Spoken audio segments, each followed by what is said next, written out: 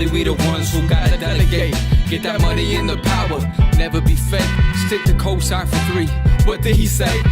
Create jobs. Support our own. Educate the same and buy back your home. Got 3 degrees. Triple 10. 3 PhDs. Now we on the CNN. DBTV. Let's talk about negligence. Ignorance is bliss, but we can turn it to intelligence. Believe none of what you hear. Half of what you see. Let's break it down here on Dr. Boyce TV. Here we are. I'm going to get us started off, in a nice smooth pace. And first I ask everybody, how you doing? Say something in the chat to let me know how you're doing today. I'm gonna let you guys kind of pour in. We have thousands and thousands of people that registered. The Zoom capacity is 3,000, but we had over, I think, I forgot how many thousand, maybe 5,000-6,000 people that register. So it'll just be first come, first serve. And then if people can't make it in, then they can catch the next one. But what's going on, everybody? Let's see. I want to see what cities. What cities are you guys from? Hey, Elena and Carrie and Sheba and Lee Willingham and Tracy Anderson and LB Robinson and Yvette Rainey. Let me see. I want to see what cities you're coming from here. Let's see. Louisville. Oh man, Louisville, my city. My city is going through it right now. I couldn't believe it. I was, when I saw this stuff going on in the Ville, I was just stunned because, Louisville's always had a racism issue. Louisville, remember Muhammad Ali grew up in Louisville, and Muhammad Ali left Louisville and said, he said, I ain't never coming back. And I'm gonna tell you, I did the same thing when I turned 18. I said, I'm getting out of Louisville. I'm never coming back. So, when I see what's going on in my city, it made me think about a lot of things that I saw, growing up in Louisville. I remember my best friend, Greg Wilkins, got shot and killed when we were both about 25, 26 years old. He got shot in the head in front of his daughter in his house. And by some people he didn't even know. They just broke in because I guess they thought he was a dope dealer or something.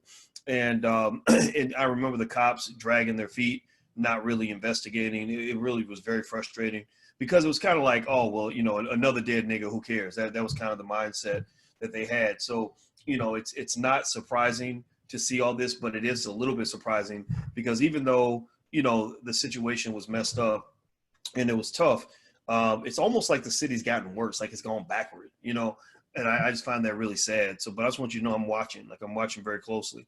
Let's see, Terry Davis from DC. I see Concierge Services from the Bronx. Tommy Glover from Houston. I love Houston. Willie D, my friend, is there. Willie's going to be in my wedding, by the way. He invited himself to be in my wedding, but I was okay with it. Anybody else invited themselves, I would have been like, no, thank you. But Willie's a good guy, and I really like him. So I said, okay, sure, why not? I think it would be great. Nicole, Detroit. Let's see, Burnett, Trinidad. Okay, Shakira from Brooklyn. Sinitra from Chicago. Noah from Los Angeles. Tacoma Park, Maryland from Michael Powell. San Francisco, Chicago, Silver Springs, Maryland.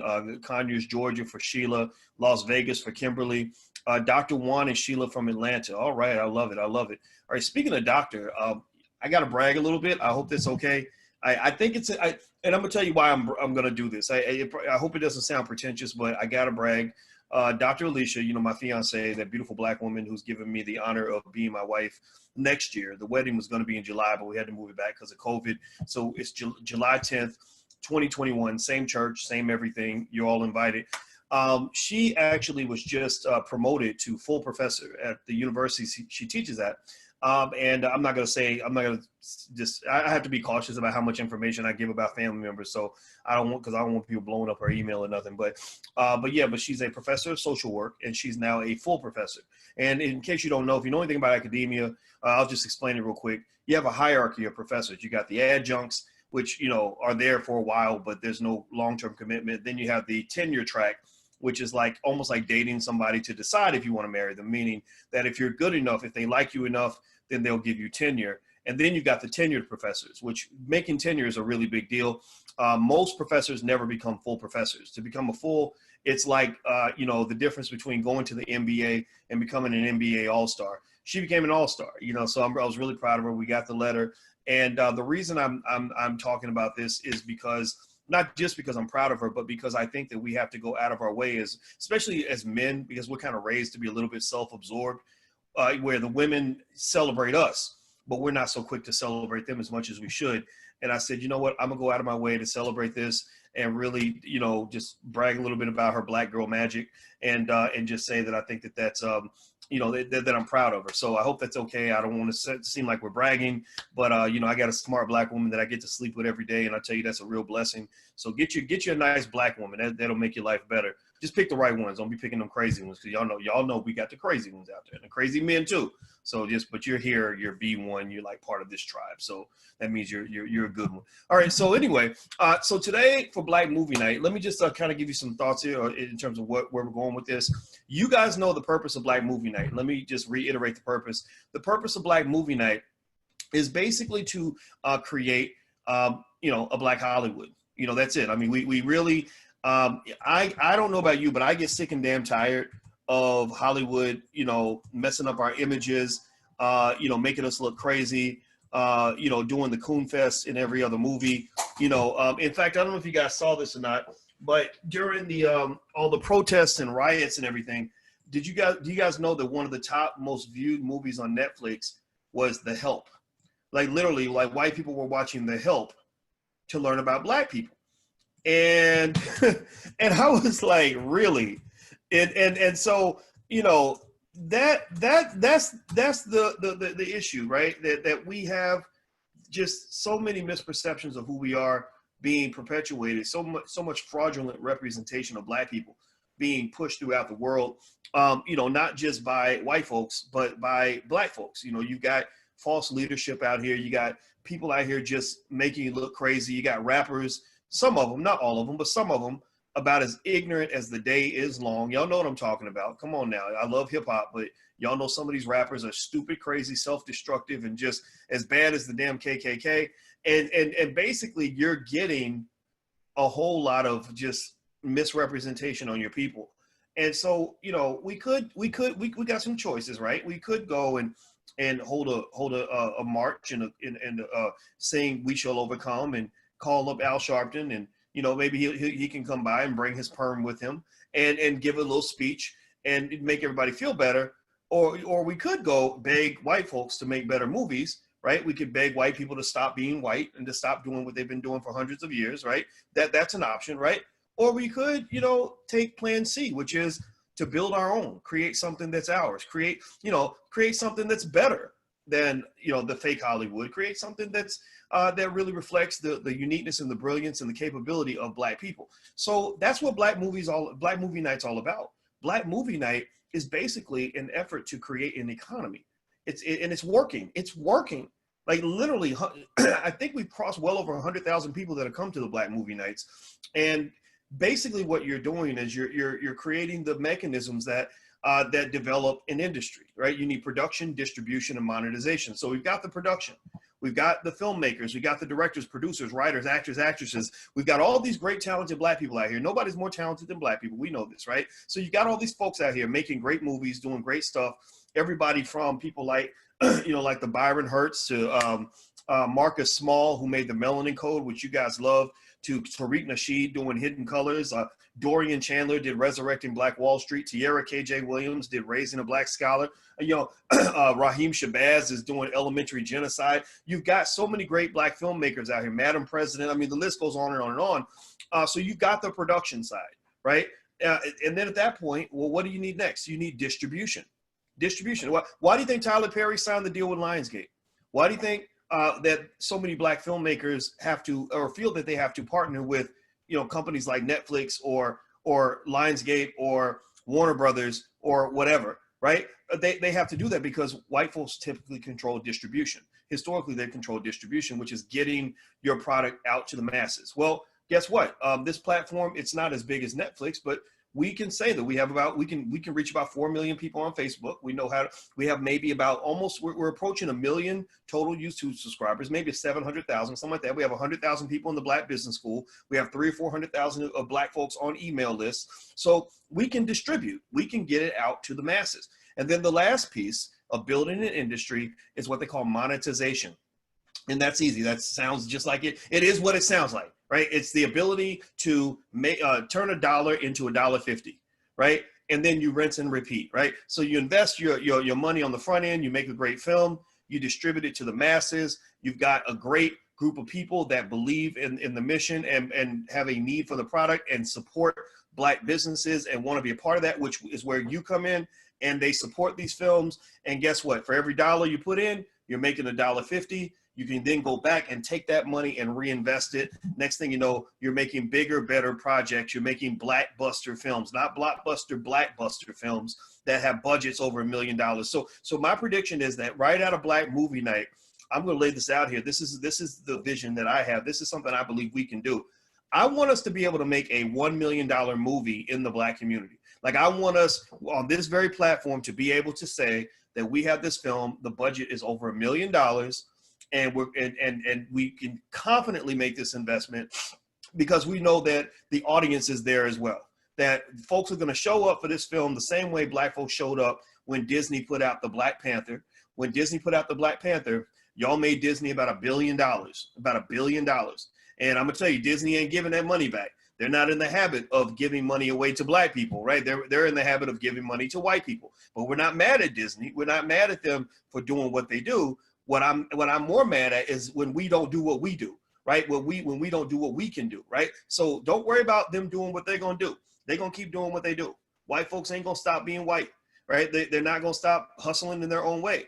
But I want you to focus on doing what you do, which is building businesses and power in your own community.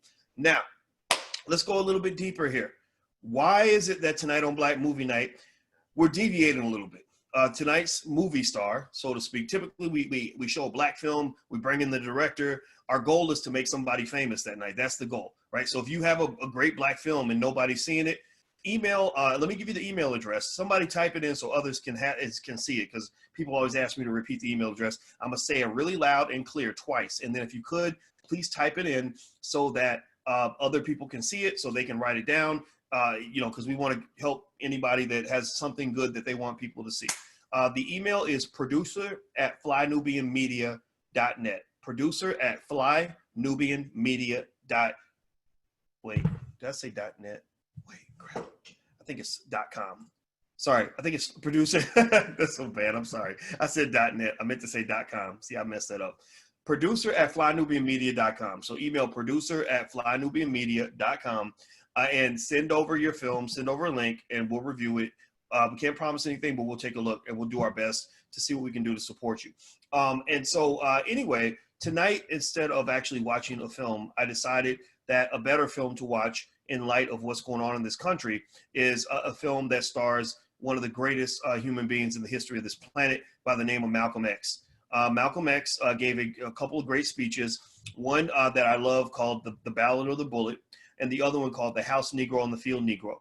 And what I thought I could do for you guys is give an interpretation of the speech that will allow us to figure out how from the grave Malcolm can contribute to important conversations that need to be had in the year 2020, in the years 2021 and beyond. You see, right now, you do have a unique opportunity. The world is different, than what it was before. I mean, you really have a scenario that I've never seen. I never thought I'd see this. I remember talking about Black men being killed by the cops in the 1990s and in the 2000s, and nobody listened. Black people didn't listen. Black people told me I was too radical for even talking about this, right? I said, why is it that Black men and women are so invisible? I don't get this. Well, something happens to a white woman, everybody cries, everybody's sad, everybody wants justice. Something happens to 1,000 Black men, 1,000 Black women, nobody cares, right? And I did not understand that. But when you listen to people like Dr. Claude Anderson, who really should be included in these conversations that they're having about, making things right with Black people. You can't talk about making things right with Black people if you're not talking about reparations. Dear white people, all white people who are watching, because there may be some white people in here now, because now they're all interested in Black people stuff. So I'm sure our white subscriber rate has gone up 1,000% in the last 2 weeks, and that's fine. You're welcome. We're not here to hate anybody. We don't hate anybody. We just love ourselves. So our love for ourselves has nothing to do with hating you, even though you're probably thinking that we should hate you or we should be mad at you because of the horrible things you've done, right? But I don't spend time on hate. You're welcome to be here. But seriously, if you want to have a conversation about making things right with Black people, you must discuss reparations. You must discuss access to capital.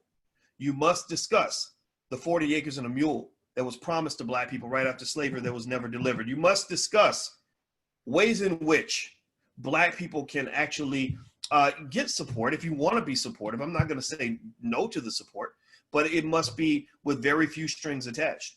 It can't come in the form of some sort of program run by a white woman that's going to basically train little black boys into how to grow up and become white women themselves. That's not going to work. It can't come in the form of some overseer package where you're running our schools. No. You don't need to run our schools. You've proven yourselves to be unqualified to run schools that have a majority of black children. We've let you do that and you screwed it up. Those kids are coming out, they can't hardly read. They don't even know how to spell their parents' names. So no, you can't. We don't want you running this. I'm not saying everybody. I'm not going to speak for everybody. I'm not the representative for all black people, but I think it's very dangerous for black people to allow their children to be educated by a bunch of white people. Malcolm X once said, if you recall, that only a fool would let his enemy educate his children, right? So why are you letting those people molest the minds of your kids? That doesn't make any sense. Right. So it might come in the form of supporting independent black schools like Freedom Home Academy International. We've been in long discussions with them. Marcus Klein, who runs that school, one of the best schools in the country. We made a donation. We gave them $5,000 because that's what we can do. We're going to give them some more. We're going to give them a few thousand more.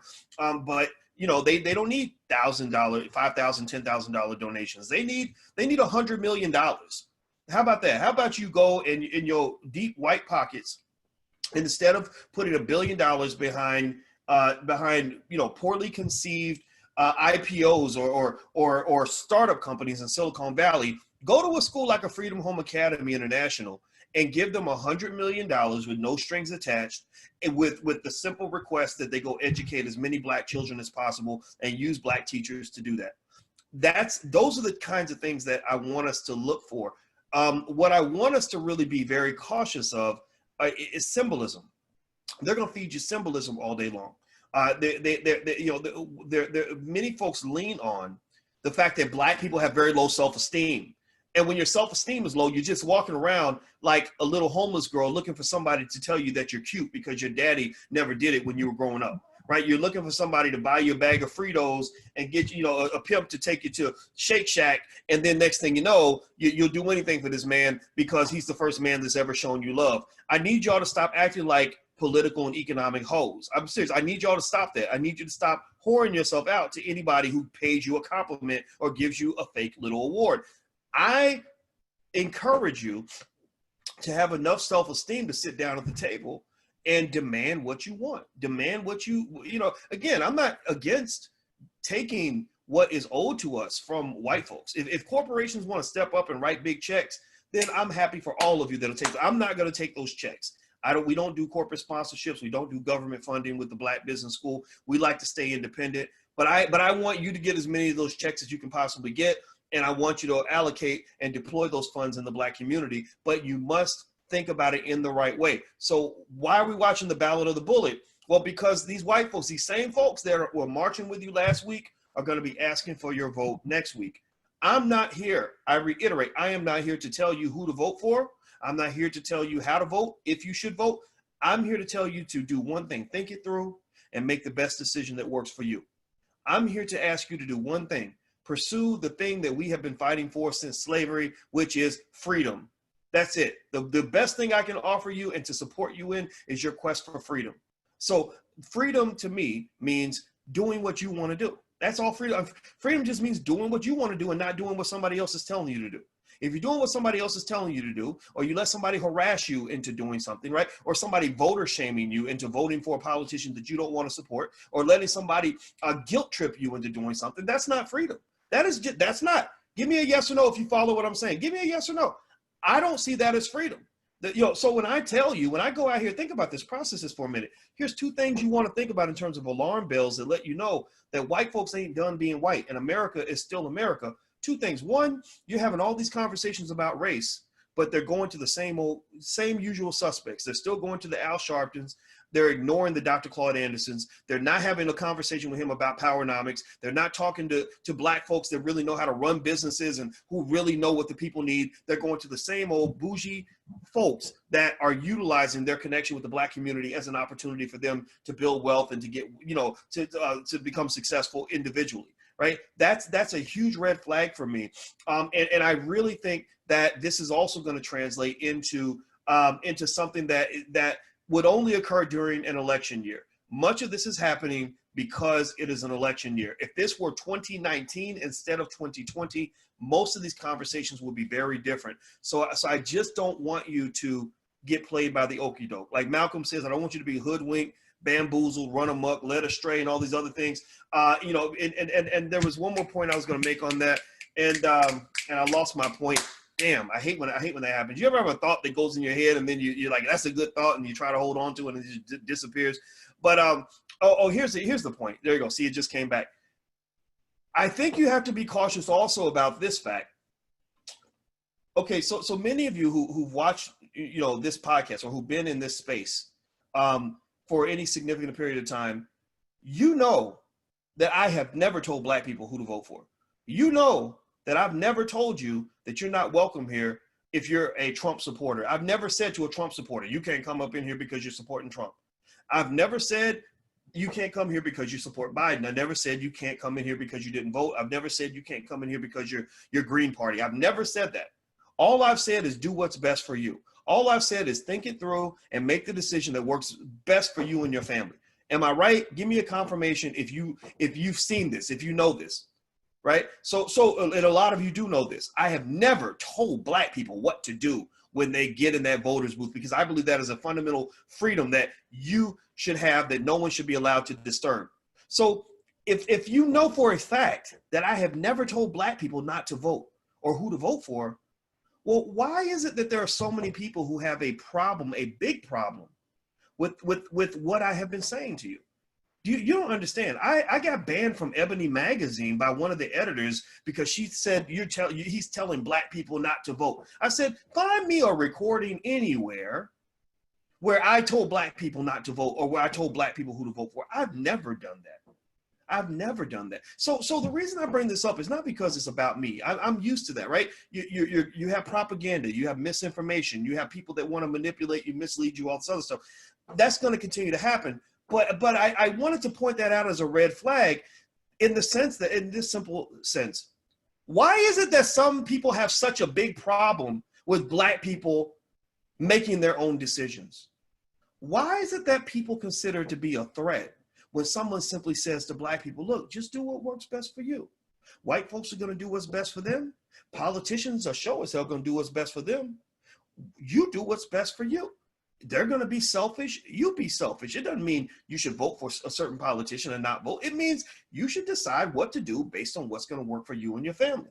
So I want to lay that out there. And that to me is a signal. When somebody doesn't really want you to do what's best for you, you have to ask yourself, do you really have my best interest at heart? Or do you have your best interest at heart?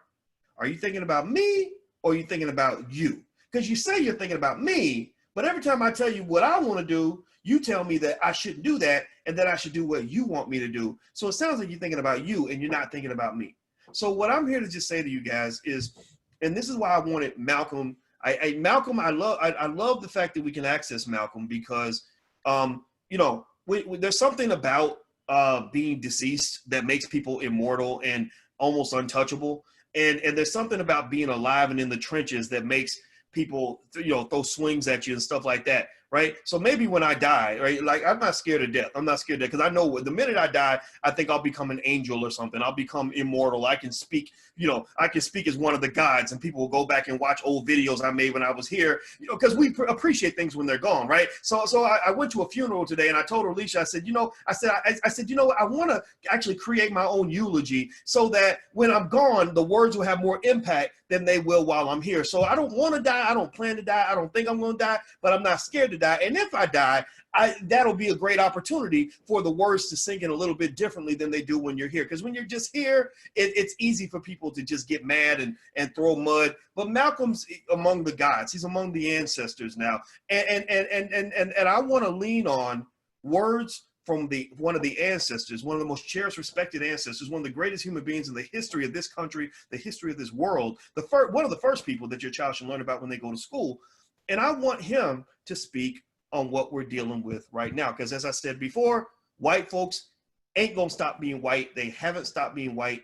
And I'm utterly fascinated by how much that Malcolm said in 1964 how much it resonates in the year 2020. That is another sign that America isn't moving forward as much as it claims to be. Okay, so those of you who are watching online, I want you guys to know that the live stream, I'm going to shut that off in a minute, and we're going to watch the Ballad of the Bullet. After we're done, I'll give you some key points. We'll break down some key points, and we'll do some Q&A and bounce back. If you want to register, if you want to come on in, you still can. There's still a little bit of space. You can go to blackmovienight.net. That's blackmovienight.net. All right, guys. So let me go ahead without further ado. Let's go ahead and get to the real deal here. Let's get Brother Malcolm on screen. Thank you for indulging me with by letting me express that point of view, and I hope that benefited you. So give me a second here. Let me play this. And by the way, if you get the urge to chat, please don't do that. We did a vote last time, and the majority of you voted, 2/3 of you voted that you would rather not have people chatting during the screening. Now, I didn't turn the chat off because I want you to be able to chat before the film, and I'd have to go turn it off before, like all together, and I want you to be able to have some conversation. But if you could, we can do it kind of like voluntary social distancing. If you could, just out of respect for the other members, don't do any chatting or anything. Or if you want to chat to a particular person, I think it'll let you send a message to a particular person, but don't send it to the whole group. That way people won't get upset. But actually the image on the screen is actually the text from the speech. The actual video from the speech, I don't think there's video of the actual speech. So anyway, let's go and get this started. Let me hit the play button here. All right. Okay, here we go. We did a vote last time. Hold on, let me turn some stuff off here. All right. Reverend Cleage, brothers and sisters, and friends, and I see some enemies.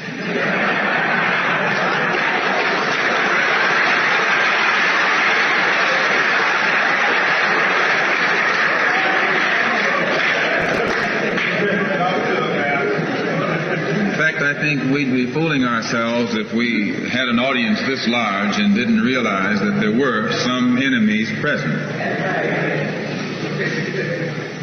This afternoon, we want to talk about the ballot or the bullet. The ballot or the bullet explains itself. But before we get into it, since this is the year of the ballot or the bullet, I would like to clarify some things that refer to me personally concerning my own personal position. I'm still a Muslim. That is, my religion is still Islam.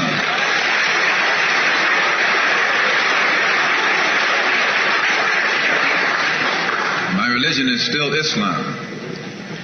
I still credit Mr. Muhammad for what I know and what I am. He's the one who opened my eyes.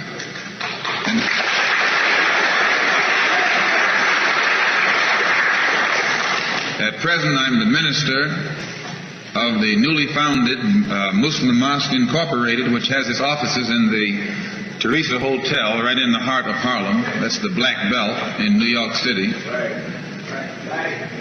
And when we realize that Adam Clayton Powell is a Christian minister, he has the Abyssinia Baptist Church, but at the same time he's more famous for his political struggling. And Dr. King is a Christian minister from Atlanta, Georgia, or in Atlanta, Georgia, but he's become more famous for being involved in the civil rights struggle. There's another in New York, Reverend Galamison. I don't know if you've heard of him out here. He's a Christian minister from Brooklyn, but has become famous for his fight against the segregated school system in Brooklyn. Reverend Cleage, right here, is a Christian minister here in Detroit. He's the head of the Freedom Now Party. All of these are Christian ministers.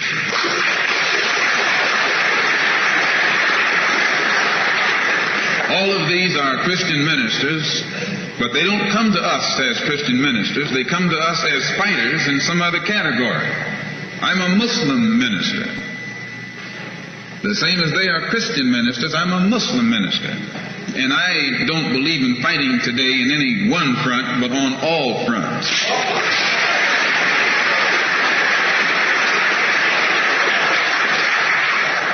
In fact, I'm a black nationalist freedom fighter.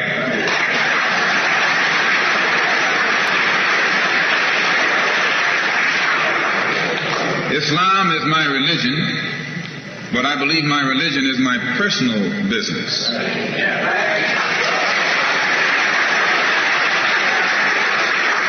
It governs my personal life, my personal morals, and my religious philosophy is personal between me and the God in whom I believe, just as the religious philosophy of these others is between them and the God in whom they believe.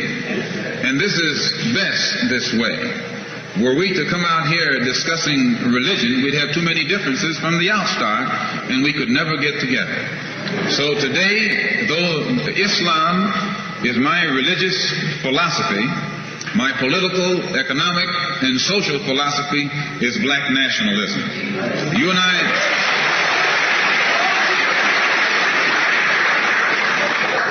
as I say, if we bring up religion, we'll have differences, we'll have arguments, we'll never be able to get together.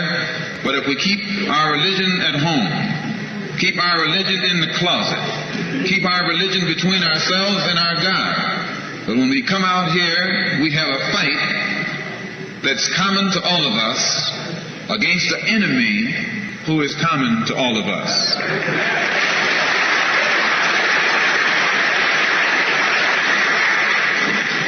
The political philosophy of black nationalism only means that the black man should control the politics and the politicians in his own community. The time when white people can come in our community and get us to vote for them so that they can be our political leaders and tell us what to do and what not to do is long gone.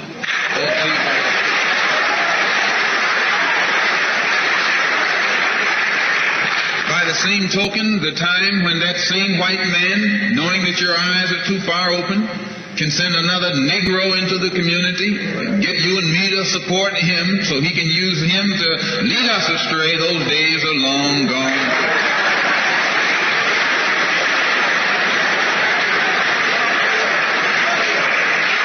The political philosophy of black nationalism only means that if you and I are going to live in a black community, and that's where we're going to live, because as soon as you move into one of as soon as you move out of the black community into their community, it's mixed for a period of time, but they're gone, and you're right there all by yourself.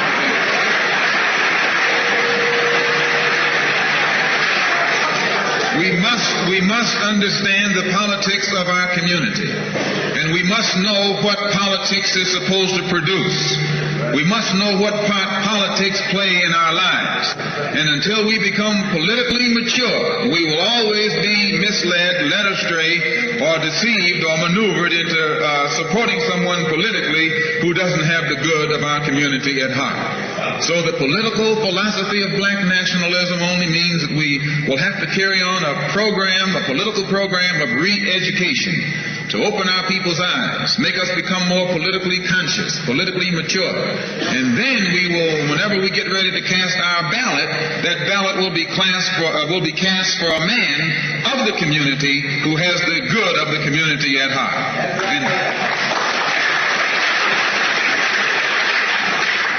The economic philosophy of black nationalism only means that we should own and operate and control the economy of our community. You can't open up a black store in a white community. White man won't even patronize you. And he's not wrong. He got sense enough to look out for himself. And it's you who don't have sense enough to look out for yourself.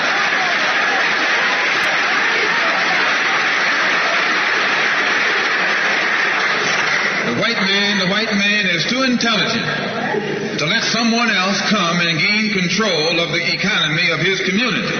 But you will let anybody come in and control the economy of your community. Control the housing, control the education, control the jobs, control the businesses under the pretext that you want to integrate. No, you're out of your mind.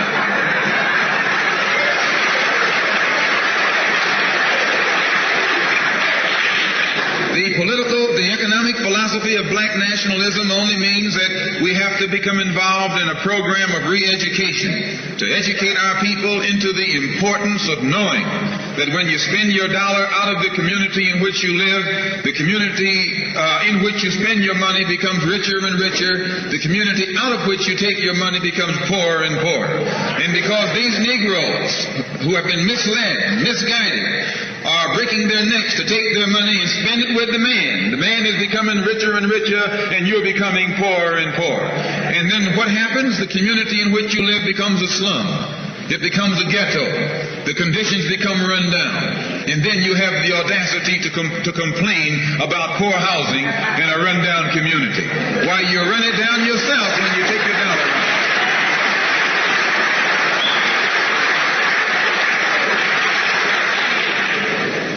And you and I are in a double trap, because not only do we lose by taking our money someplace else and spending it, when we try and spend it in our own community, we're trapped because we haven't had sense enough to set up stores and control the businesses of our community. The man who's controlling the stores in our community is a man who doesn't look like we do. He's a man who doesn't even live in the community. So you and I, even when we try and spend our money in the block where we live or the area where we live, we're spending it with a man who, when the sun goes down, takes that basket full of money in another part of the town.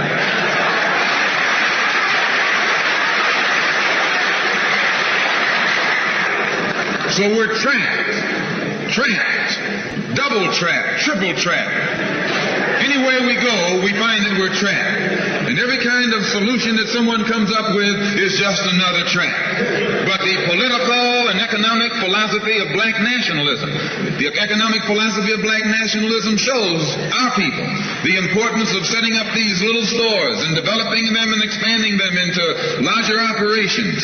Woolworth didn't start out big like they are today. They started out with a dime store and expanded and expanded and expanded until today they're all over the country and all over the world, and they're getting some of everybody's money. Now this, what you and I in General Motors, the same way, didn't start out like it is. It started out just a little rat race type operation, and it expanded and expanded until today is where it is right now. And you and I have to make a start. And the best place to start is right in the community where we live.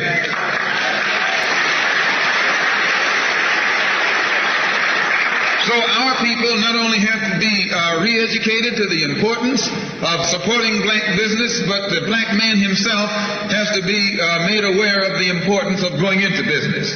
And once you and I go into business, we own and operate at least the businesses in our community.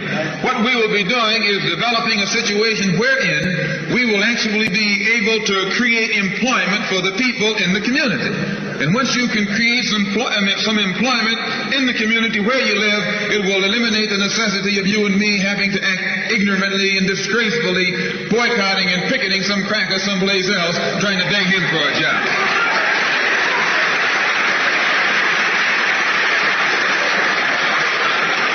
Anytime you have to rely upon your enemy for a job, you're in bad shape. And he is your enemy. Anytime, you wouldn't be in this country if some enemy hadn't kidnapped you and brought you here.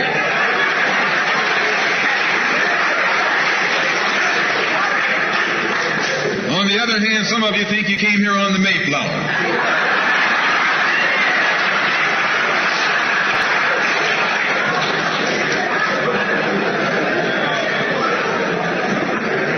So as you can see, brothers and sisters, today, this afternoon, it's not our intention to discuss religion. We're going to forget religion. If we bring up religion, we'll be in an argument. And the best way to keep away from arguments and differences, as I said earlier, put your religion at home, in the closet. Keep it between you and your God. Because if it hasn't done anything more for you than it has, you need to forget it anyway.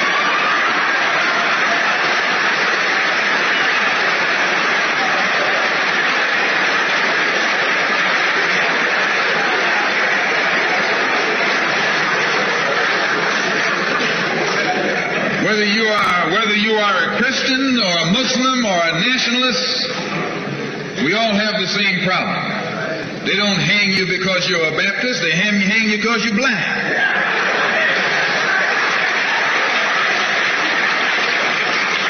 They don't attack me because I'm a Muslim, they attack me because I'm black. They attack all of us for the same reason. All of us catch hell from the same enemy.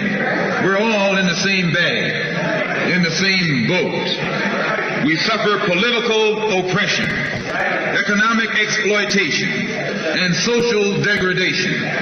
All of them from the same enemy. The government has failed us. You can't deny that. Anytime you live in the 20th century, 1964, and you walking around here singing, "We shall overcome," the government has failed.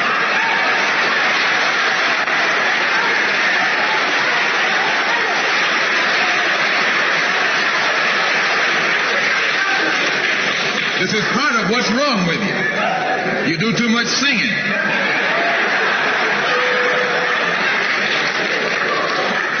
Today it's time to stop singing and start swinging.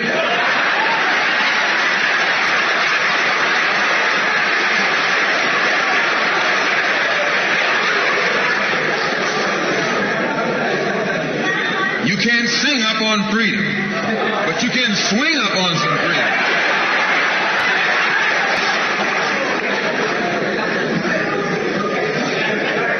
Cassius Clay can sing, but singing didn't help him to become the heavyweight champion of the world. Swinging helped him.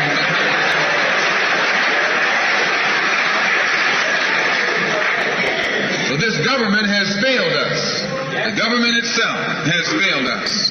And the white liberals who have been posing as our friends have failed us. And once we see that all these other sources to which we've turned have failed, we stop turning to them and turn to ourselves. We need a self-help program. Do it yourself philosophy. Do it right now philosophy. It's already too late philosophy. This is what you and I need to get with. And the only way we're going to solve our problem is with a self-help program. Before we can get a self-help program started, we have to have a self-help philosophy. Black nationalism is a self-help philosophy. What's so good about it, you can stay right in the church where you are and still take black nationalism as your philosophy. You can stay in any kind of civic organization that you belong to and still take black nationalism as your philosophy. You can be an atheist and still take black nationalism as your philosophy. This is a philosophy that eliminates the necessity for division and argument. Because if you're black, you should be thinking black. And if you're black and you're not thinking black at this late date, well, I'm sorry for you.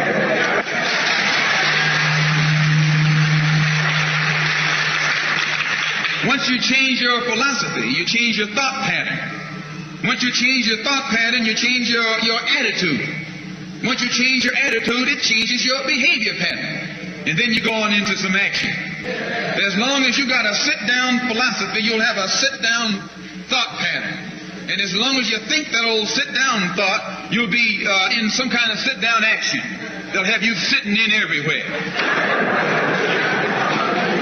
It's not so good to refer to what you're going to do as a sit-in. That right there castrates you. Right there it brings you down. What goes with it? Think of the image of someone sitting. An old woman can sit. An old man can sit. A chump can sit. A coward can sit.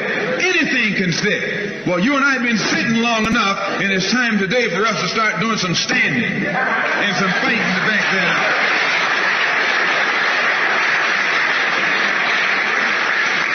When we look at other parts of this earth upon which we live, we find that black, brown, red, and yellow people in Africa and Asia are getting their independence. They're not getting it by singing, "We shall overcome." No, they're getting it through nationalism. It is nationalism that brought about the independence of the people in Asia. Every nation in Asia gained its independence through the philosophy of nationalism. Every nation on the African continent that has gotten its independence brought it about through the philosophy of nationalism. And it will take black nationalism to bring about the freedom of 22 million Afro-Americans here in this country where we have suffered colonialism for the past 400 years.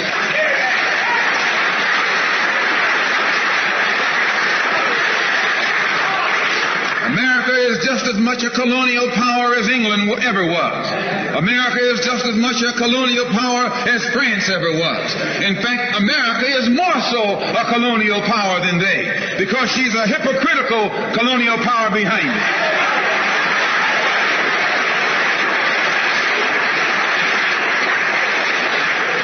What do you call second-class citizenship? Why, that's colonization. Second-class citizenship is nothing but 20th century slavery. How are you going to tell me you're a second-class citizen? They don't have second-class citizenship in any other government on this earth. They just have slaves and people who are free. Well, this country is a hypocrite. They try and make you think they set you free by calling you a second-class citizen. No, you're nothing but a 20th century slave.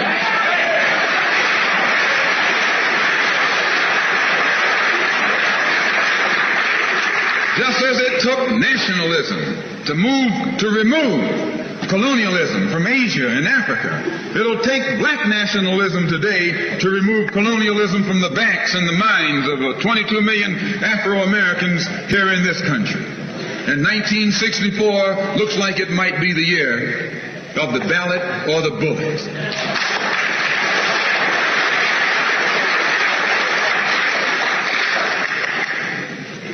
Why does it look like it might be the year of the ballot or the bullet? Because Negroes have listened to the trickery and the lies and the false promises of the white man now for too long. They've become disenchanted. They've become disillusioned. They've become dissatisfied. And all of this has built up frustrations in the black community that makes the black community throughout America today more explosive than all of the atomic bombs the Russians can ever invent. Whenever you got a racial powder keg sitting in your lap, you're in more trouble than if you had an atomic powder keg sitting in your lap. When a racial powder keg goes off, it doesn't care who it knocks out the way. Understand this, it's dangerous. And in 1964, this seems to be the year. Because what can the white man use now to fool us? After he put down that march on Washington, and you see all through that now, he tricked you, had you marching down to Washington. Yes, had you marching back and forth between the feet of a dead man named Lincoln and another dead man named George Washington, singing "We Shall Overcome."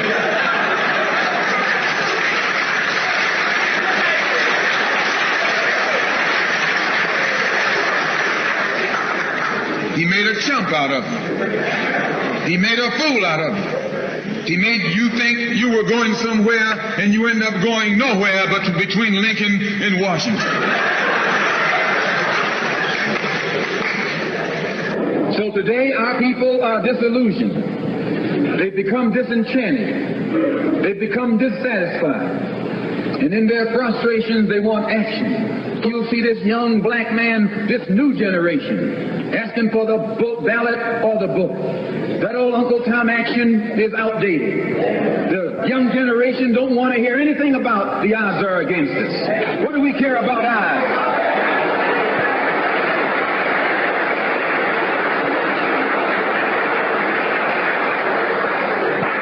When this country here was first being founded, there were 13 colonies.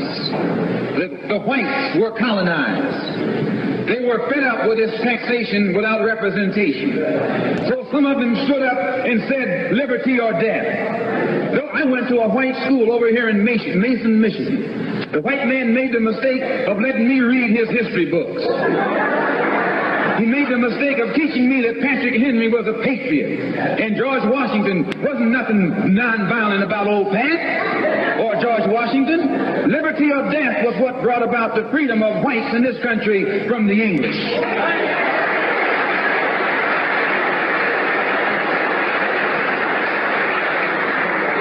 They didn't care about the arts.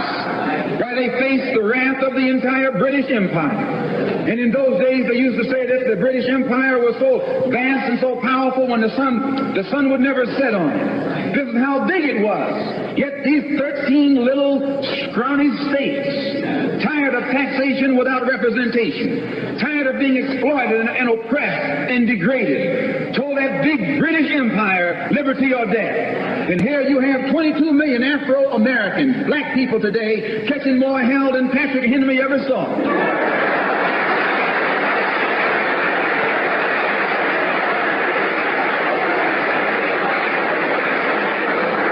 And I'm here to tell you, in case you don't know it, that you got a new generation of black people in this country who don't care anything whatsoever about ours. They don't want to hear you old Uncle Tom handkerchief heads talking about the honor. No.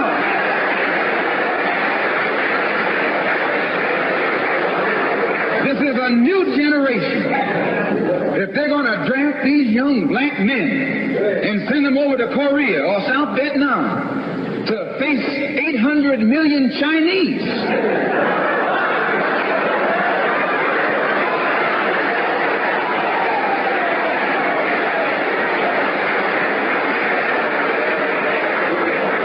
if you're not afraid of those odds, you shouldn't be afraid of these odds.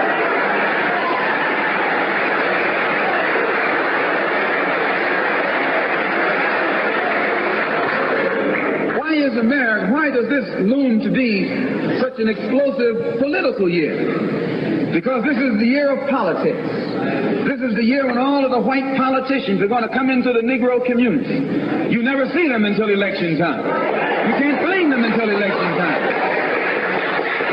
They're going to come in with false promises. And as they make these false promises, they're going to feed our frustrations. And this will only serve to make matters worse. I'm no politician. I'm not even a student of politics. I'm not a Republican, nor a Democrat, nor an American, and got sense enough to know it.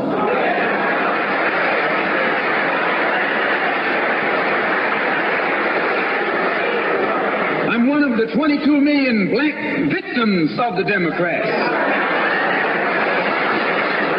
One of the 22 million black victims of the Republicans, and one of the 22 million black victims of Americanism.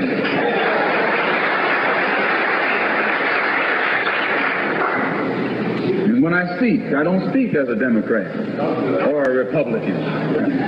I speak as a victim of America's so-called democracy. You and I have never seen democracy. All we've seen is hypocrisy.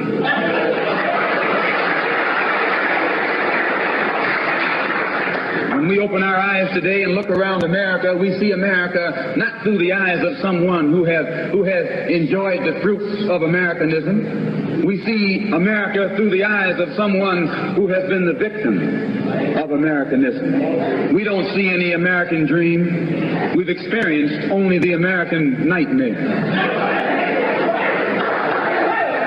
We haven't benefited from America's democracy. We've only suffered from America's hypocrisy. And the generation that's coming up now can see it and are not afraid to say it. If you go to jail, so what? If you're black, you were born in jail.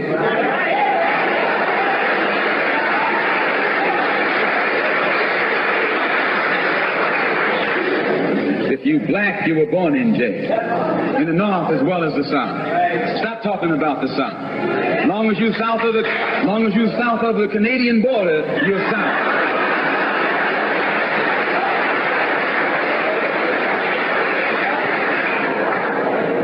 Don't call Governor Wallace a Dixie governor. Romney is a Dixie governor.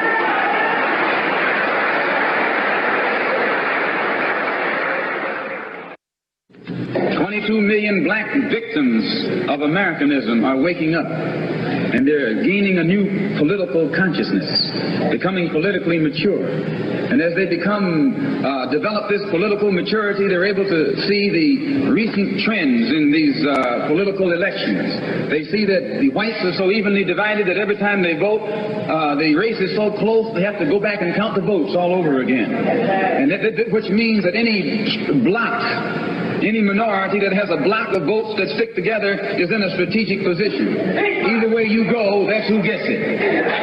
You're in a position to determine who'll go to the White House and who'll stay in the doghouse. You're the one who has that power. You can keep Johnson in Washington, D.C., or you can send him back to his Texas cotton patch.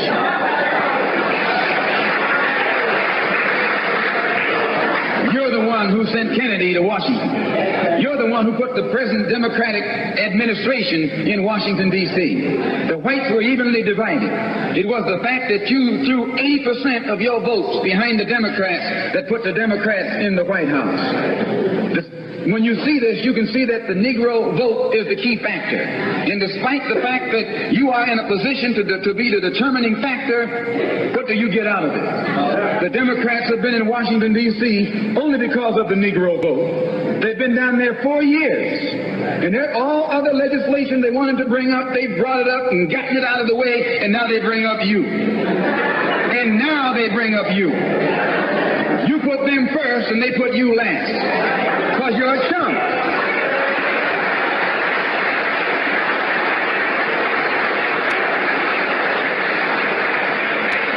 A political chump. In Washington, D.C., in the House of Representatives, there are 257 who are Democrats. Only 177 are Republican. In the Senate, there are 67 Democrats. Only 33 are Republicans. The party that you backed controls 2/3 of the House of Representatives and the Senate, and still they can't keep their promise to you because you're a chump.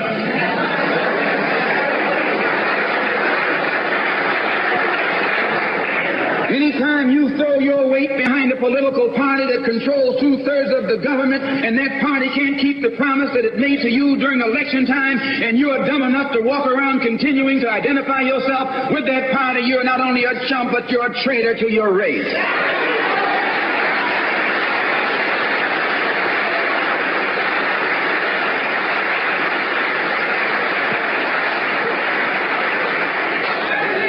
And what kind of alibi do they come up with? They try and pass the buck to the Dixiecrats. Now, back during the days when you were blind, deaf, and dumb, ignorant, politically immature, naturally you went along with that. But today, as your eyes come open and you develop political maturity, you're able to see and think for yourself. And you can see that a Dixiecrat is nothing but a Democrat in disguise. You look at the structure of the government that controls this country. It's controlled by 16 senatorial committees and 20 congressional committees. Of the 16 senatorial committees that run the government, 10 of them are in the hands of Southern segregationists. Of the 20 congressional committees that run the government, 12 of them are in the hands of Southern segregationists. And they're going to tell you and me that the South lost the war.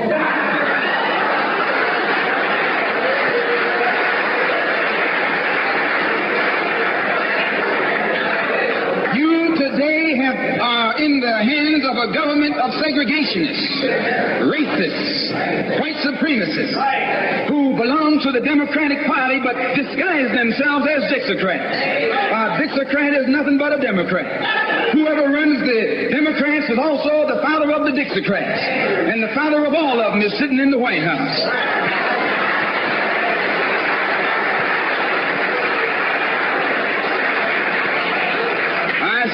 I say it again. You got a president who's nothing but a Southern segregationist.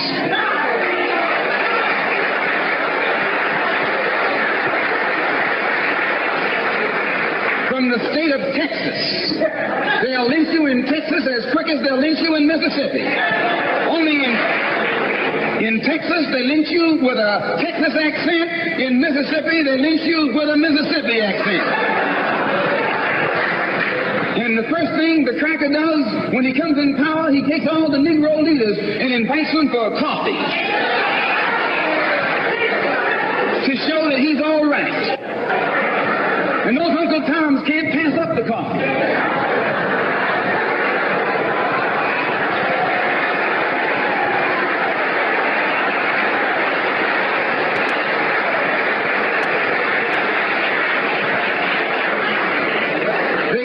From the coffee table, telling you and me that this man is all right because he's from the South, and since he's from the South, he can deal with the South. And look at the logic that they're using. What about Eastland? He's from the South. Make him the president. If Johnson is a good man because he's from Texas, and being from Texas, well, if Johnson is a good man because he's from Texas, and Van Ginkel from Texas will enable him to deal with the South, Eastland can deal with the South better than Johnson. Oh, I say, you've been misled. You've been had. You've been took.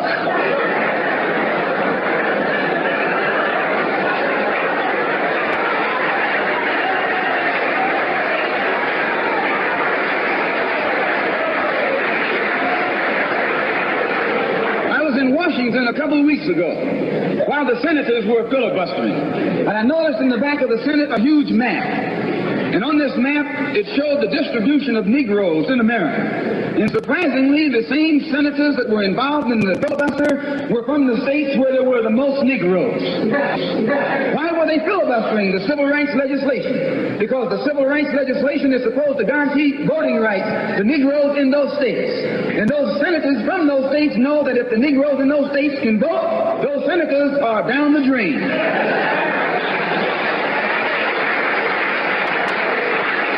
The representatives of those states go down the drain. And in the Constitution of this country, it has a stipulation wherein whenever the rights, the voting rights of people in a certain district are violated, then the representative who's from that particular district, according to the Constitution, is supposed to be expelled from the Congress. Now, if this particular aspect of the Constitution was enforced, why, you wouldn't have a cracker in Washington, D.C.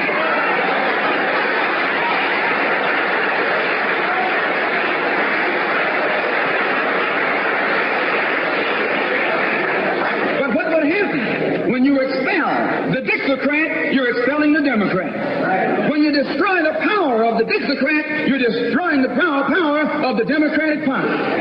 So how in the world can the Democratic Party in the South actually side with you in sincerity when all of its power is based in the South? These Northern Democrats are in cahoots with the Southern Democrats.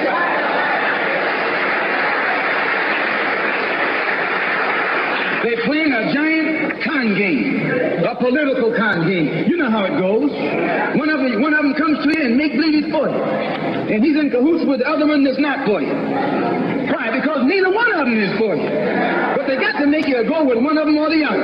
So this is a con game, and this is what they've been doing with you and me all these years. First thing Johnson got off the plane when he became president, he asked, "Where's Dickie?" You know who Dickie is? Dickie is old Southern cracker Richard Russell. Yeah, yes. Lyndon B. Johnson's best friend is the one who is ahead, who's heading the forces that are filibustering civil rights legislation. You tell me, how in the hell is he going to be Johnson's best friend?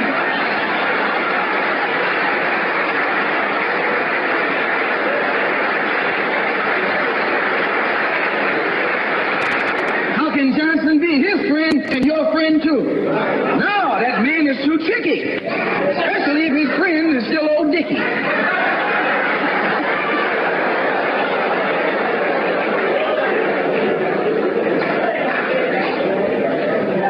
Whenever the Negroes keep the Democrats in power, they're keeping the Dixiecrats in power.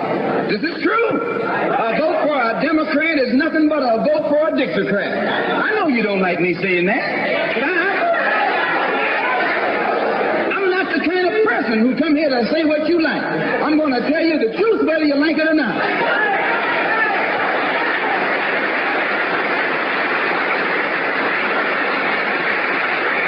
Here in the North, you have the same thing. The Democratic Party don't do it. They don't do it that way. They got a thing that they call gerrymandering. They maneuver you out of power. Even though you can vote, they fix it so you're voting for nobody. They got you going and coming. In the South, they're outright political wolves. In the North, they're political foxes. A fox and a wolf are both canine. Both belong to the dog family.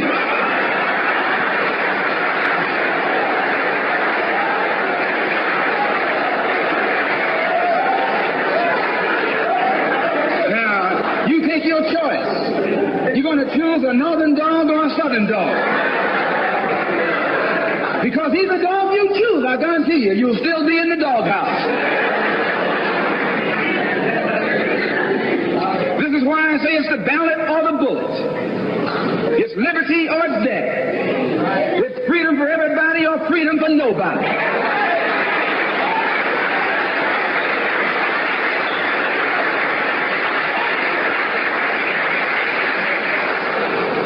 America today finds herself in a unique situation. Historically, revolutions are bloody.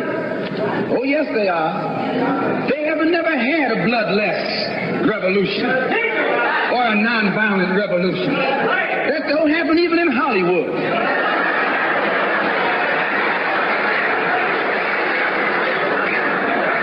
You don't have a revolution in which you love your enemy. And you don't have a revolution in which you are begging the system of exploitation to integrate you into it. Revolutions overturn systems. Revolutions destroy systems. A revolution is bloody.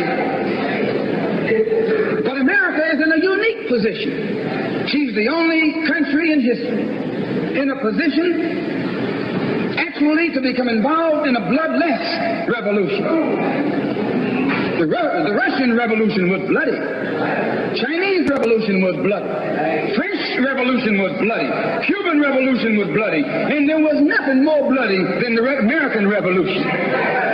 But today, this country can become involved in a revolution that won't take bloodshed. All she's got to do is give the black man in this country everything he's doing. Everything.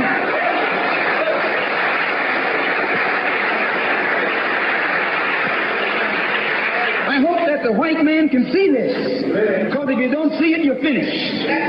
If you don't see it, you're going to become involved in some action in which you don't have a chance. We don't care anything about your atomic bomb. It's useless, because other countries have atomic bombs. When 2 or 3 different countries have atomic bombs, nobody can use it. So it means that the white man today is without a weapon. If you want some action, you got to come on down to earth. And there's more black people on earth than there are white people on earth.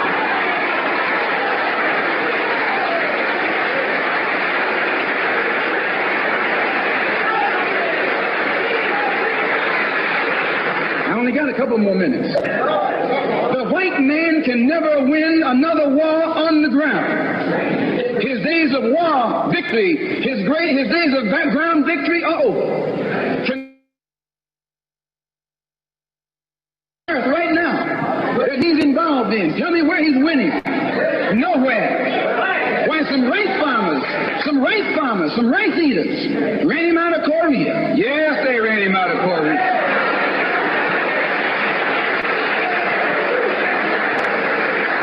Rice eaters with nothing but gym shoes and a rifle and a bowl of rice. Took him and his tanks and his napalm and all that other action he's supposed to have and ran him across the Yalu. Why? Because the day that he can win on the ground is past. Up in French Indochina, those little peasants, rice growers, took on the might of the French army and ran all the Frenchmen. You remember Dien Bien Phu?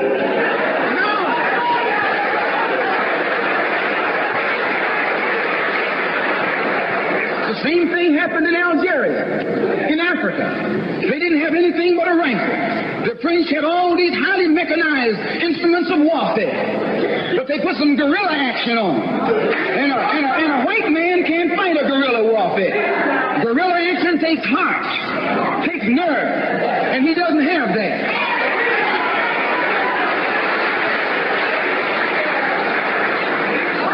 He's brave when he's got tanks. He's brave when he's got planes.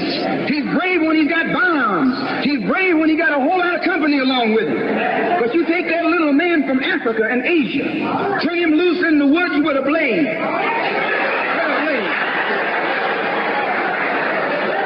That's all he needs. All he needs is a blade. And when the sun comes down, goes down, and it's dark, it's even Steven.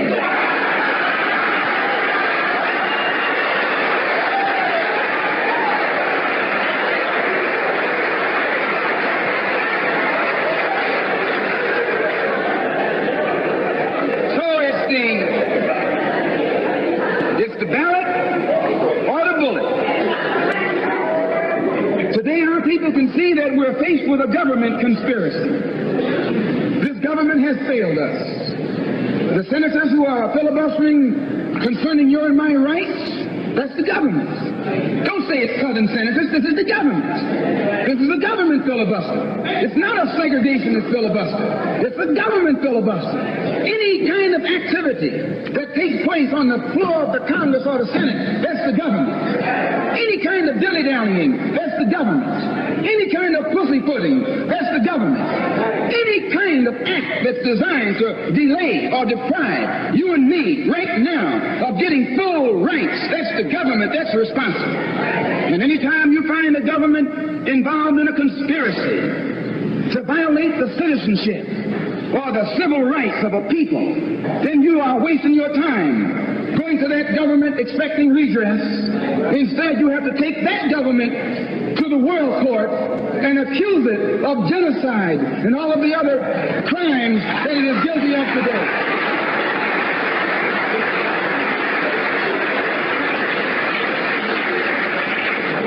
So those of us whose political and economic and social philosophy is black nationalism have become involved in the civil rights struggle. We have injected ourselves into the civil rights struggle, and we intend to expand it from the level of civil rights to the level of human rights. As long as you fight it on the level of civil rights, you're under Uncle Sam's jurisdiction. You're going to his court expecting him to correct the problem. He created the problem. He's the criminal. You don't take your case to the criminal, you take your criminal to court.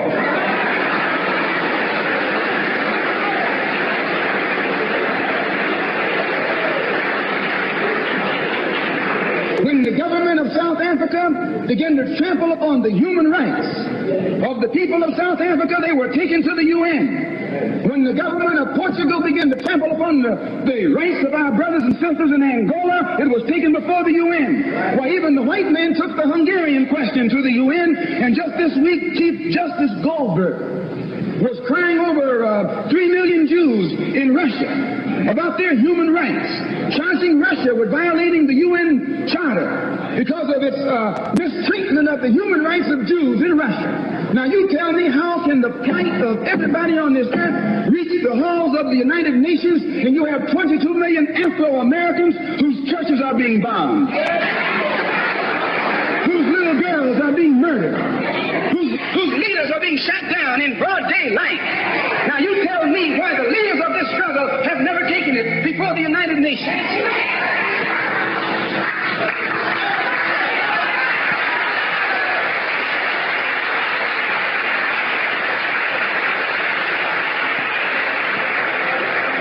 So our next move is to take the entire civil rights struggle problem into the United Nations.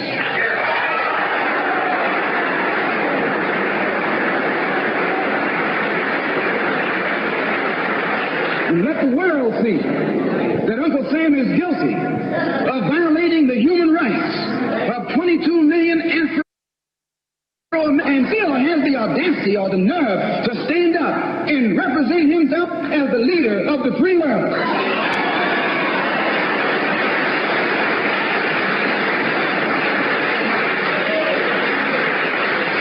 Not only is he a crook, he's a hypocrite. Here he is standing up in front of other people, Uncle Sam, with the blood of your and my mothers and fathers on his hands, with the blood dripping down his jaws like a bloody-jawed wolf, and still got the nerve to point his finger at other countries.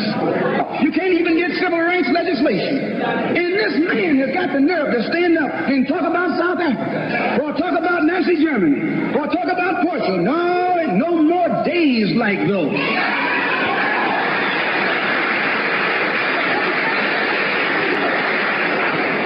So I say in my conclusion, the only way we're going to solve it, we got to unite in unity and harmony. And black nationalism is the key.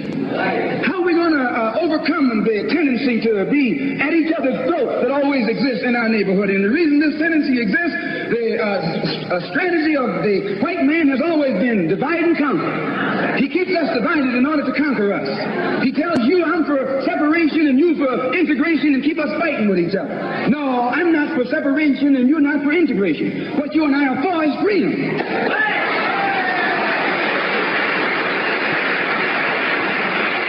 Only you think that integration will get you freedom. I think separation will get me freedom. We both got the same objective. We just got different ways of getting at it.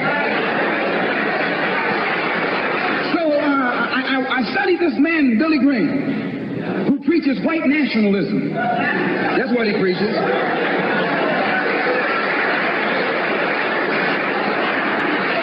I say that's what he preaches. The whole church structure in this country is white nationalism. You go inside a white church, that's what they're preaching, white nationalism. They got Jesus white, Mary white, God white, everybody white. That's white nationalism.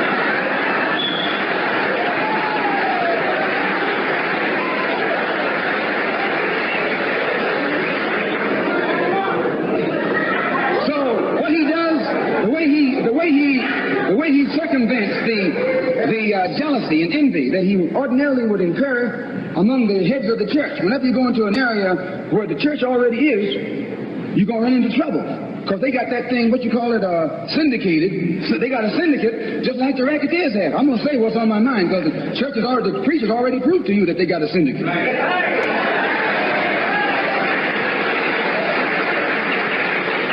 And when you're out in the rackets, whenever you're getting in another man's territory, you know, they gang up on you. And that's the same way with you. You run into the same thing. So how Billy Graham gets around that, instead of going into somebody else's territory like he's going to start a new church, he doesn't try and start a church. He just goes in preaching Christ. And he says, everybody who believes in him, you go wherever you find him. So this helps all the churches, and so since it helps all the churches, they don't fight him. Well, we're going to do the same thing, only our gospel is black nationalism. His gospel is white nationalism, our gospel is black nationalism. And the gospel of black nationalism, as I told you, means you should control the politics of your community, the economy of your community, and all of the society in which you live should be under your control. And once you feel that this philosophy will solve your problem, go join any church where that's preached. Don't join a church where white nationalism is preached. Now you can go to a Negro church and be exposed to white nationalism. But when you walk in a Negro church and a white Mary and some white angels, that Negro church is preaching white nationalism.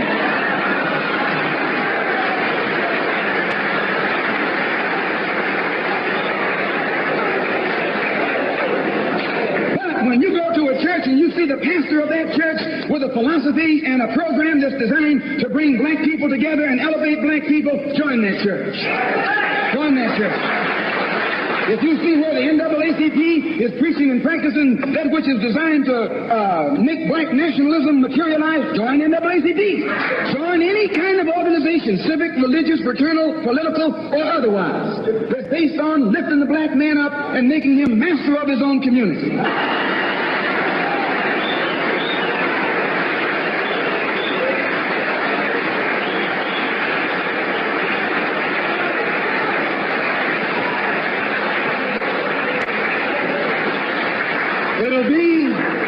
It'll be the ballot, or it'll be the bullet. It'll be liberty, or it'll be death.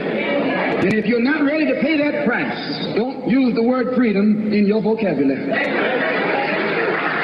One more thing. I was on a program in Illinois recently with Senator Paul Douglas, a so-called liberal, so-called Democrat, so-called white man. At which time he told me that our African brothers were not interested in us in Africa. He says the Africans aren't interested in the American Negro. I knew he was lying. But during the next 2 or 3 weeks, it's my intention and plan to make a tour of our African homeland. And I hope that when I come back, I'll be able to come back and let you know how our African brothers and sisters feel toward us.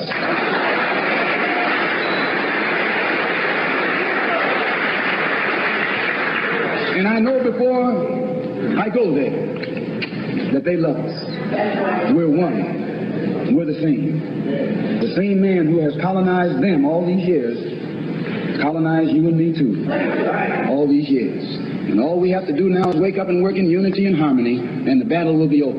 I want to thank the Freedom Now Party and the Goal. I want to thank Milton and Richard Henry for inviting me here this afternoon, and also Reverend Clegg.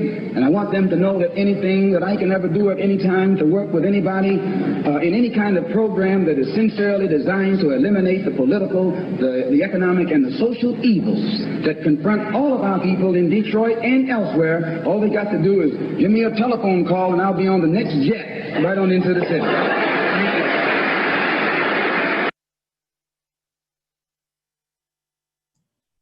All right, everybody. All right. So tell me, what did you think? What did you think?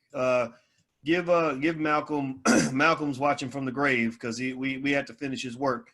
So tell me what you guys thought of the speech. How did it affect you? Did it impact you? I don't know how many of you have actually had a chance to listen to the speech in its entirety, but I thought that we really need to do school church today so that we can figure out who the heck we are and really formalize a discussion that centers our minds on what it is we have to do in the environment that we're in. Now, one thing I want to tell you guys is that I was actually going to try to cover 2 speeches tonight, but I'm not going to do that because I feel that each one deserves its own individual attention. The Ballad of the Bullet is such a powerful speech, and I was just going through and I was making all these notes on just, these gems that were sort of picked up in the speech. And I just said, oh my gosh, I can't, there's no way I could talk about both of these speeches in the same night because there's so much, it's so heavy. And what I love about it, here's what I love about listening to Malcolm X. It's similar to how I feel when I listen to Dr. Claude Anderson. I love listening to people who are not feeding Black people bullshit. I love listening to people who are giving Black people solutions, encouraging us to be courageous, encouraging us to be confident, encouraging us to demand and to fight for the things that we truly deserve. I like that. I like people that raise the bar for our people in terms of challenging all of us to really think carefully about this thing that we're in. Really think carefully about it, because if you don't, what's going to happen is you're going to end up super frustrated. I remember when I was in graduate school, and I remember feeling, angry as a Black man. Like James Baldwin used to say that, to be Black and conscious is to be just in a perpetual state of rage. He said it more eloquently than me. He's an eloquent man, but you know what I'm talking about. Just pissed off all the time. And I remember I talked to, I told you I'm lucky I'm marrying a therapist, because I had to talk about that. I said, I think I needed a lot of therapy just from being a Black man, because I was so mad all the time. And I felt like I had to use, Scotch tape and Elmer's glue to put together and build a life and build a career and build a pathway to success that went outside of the racism that I was dealing with. And I said, my God, here I am. I have a PhD in finance. I was the only Black man on the planet to get a PhD in finance when I got my PhD. That year that I got it, that particular year, there was no other Black person on the planet that got a PhD in finance. So, all these universities had these diversity statements, and we want to have minority Black professors or whatever. And it was bullshit. It was all bullshit. And I remember getting hired at Syracuse University and being so mad. I said, how am I supposed to succeed in this environment? You don't value me. You don't value the things I care about. When I tell you that I want to do research on Black people, you tell me that that's not important enough, right? You brought me in the year before I got there. I remember there were 90 professors in the entire business school and no Black people at all. So I had no mentors. So they're like, oh, we want you to go publish in these white journals that white guys run. And it was an old boys club. You had to have friends. You had to have somebody that got you in. I was like, I don't know these people. I don't understand them. They don't understand me. I didn't know what to do. I remember just being like angry and thinking, what am I supposed to do with this? So the reason I bring that up is because, it's easy to be confused when you're Black. It's real easy to be confused. I remember being in my 20s and hearing even successful Black people tell me the pathway to success. And a lot of the pathway to so-called success came off to me like a whole bunch of step and fetch it Uncle Tommen that I was like, this is stupid. I don't want to do this. You mean I have to go around and pretend to be ignorant and kiss up to these terrible people in order for me to even have a job? It was very emasculating, or when you're listening to so-called Black leaders and they're all these sort of preachers who are telling you that you're too angry. You know, I don't know if anybody else has ever been the angry black man or the angry black woman and had black people tell you that you shouldn't be mad and that you should, you know, sort of embrace this peace and love kind of thing. And that's how we got to where we are, right? When they're teaching you that false history, where they're teaching you that the way we got to where we are as black people is that everybody in the 1960s was going to church and locking arms and singing "We Shall Overcome" and letting white people beat the shit out of them so you could get a chance to go sit in a Woolworths. You know what I'm talking about? You know those stories, and they would tell you that, like some white teachers tell, well, this is our Dr. King was a man of peace, a man of love. And you look at America, and America's not a country of peace. America's not a country of love. America's a country of violence. America's a country that has more guns than people. You know, America's a country that has achieved almost everything by fighting somebody. So you mean to tell me that we're the only ones sitting around literally letting people beat us into a coma and hoping that somebody puts it on TV so that somebody will feel sorry for us enough that they'll give us some civil rights that they could easily take away with another vote? I didn't get that. It was very confusing for me. And I did not understand how a watered down, weak, emasculated black man could ever become a powerful human being and self-determined. And so I'm not saying that that's what Dr. King was, but I'm saying that there's a whole other side of black history where you've got the Malcolm X's, you've got the Marcus Garveys that they don't teach about. You've got the Dr. Claude Andersons that they don't teach about. And I love having Dr. Claude Anderson come in, and we do that on Powernomics Thursdays. I love when he comes in because he's the guy that says, I was there for all of it. Dr. Claude Anderson is maybe slightly younger than Malcolm X or Martin Luther King would be if they were still alive. And he said, I was there for all of it, and I was not there for none of that, you know, hold hands, you'll march in peace, we shall overcome, let white people beat you upside the head so you can get an opportunity to go give them all your money. He wasn't down for that. Now, I'm not saying that the civil rights struggle was not valuable. I'm not saying it didn't add value. I'm saying that your education is horrifically incomplete. What you've been trained on, what you've been taught is wrong. What you've been taught is not the whole story. You've been taught in a way where you are like a domesticated house cat that's had his claws cut off, and you've been neutered intellectually to the point where you don't know which way is up. And so I think it's important for us, at the very least right now today, we have to make sure that when it comes to the education of ourselves, each other, and our children, that we control all of that, right? So let's go back to what Malcolm talked about. He talked about a philosophy of black nationalism.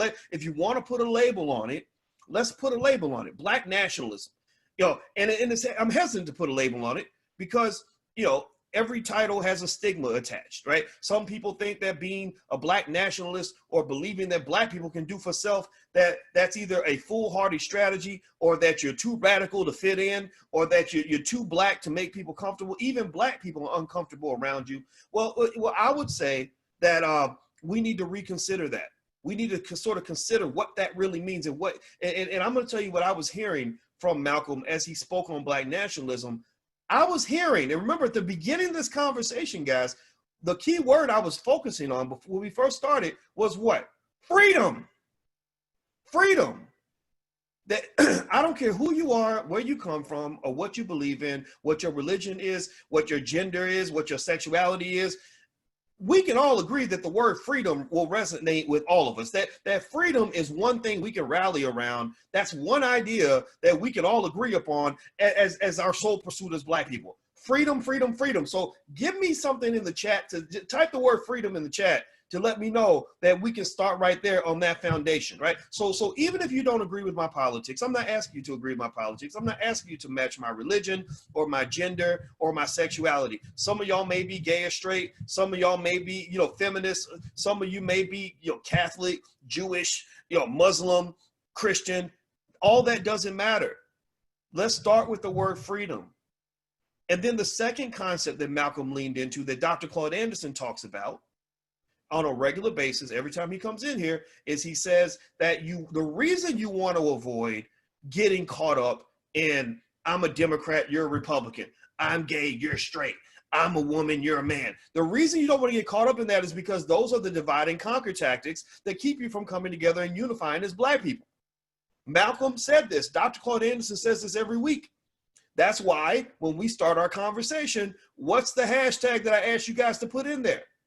B1, hashtag B1. Type hashtag B1 in the chat if you know what I'm talking about. Hashtag B1, B in the number one means two things. It means one, that you're black first. So again, you're gay or straight, doesn't matter, you're black first. You're Christian, Muslim, doesn't matter, you're black first. You're rich or poor, doesn't matter, you're black first. Educated, uneducated, no, you're black first. You're a rapper, I'm a scholar, doesn't matter, we're black first. Let's start right there. The other meaning behind B1 is that in order for us to succeed, we have to go to the third concept that Malcolm discussed in his speech, which is unity. Unity. To succeed, we must be one. We must become one. We must find a way to overlook our differences and find something that we have in common. Find some things that we can agree upon, like freedom, which is a basic idea that resonates with everyone. Even animals understand freedom.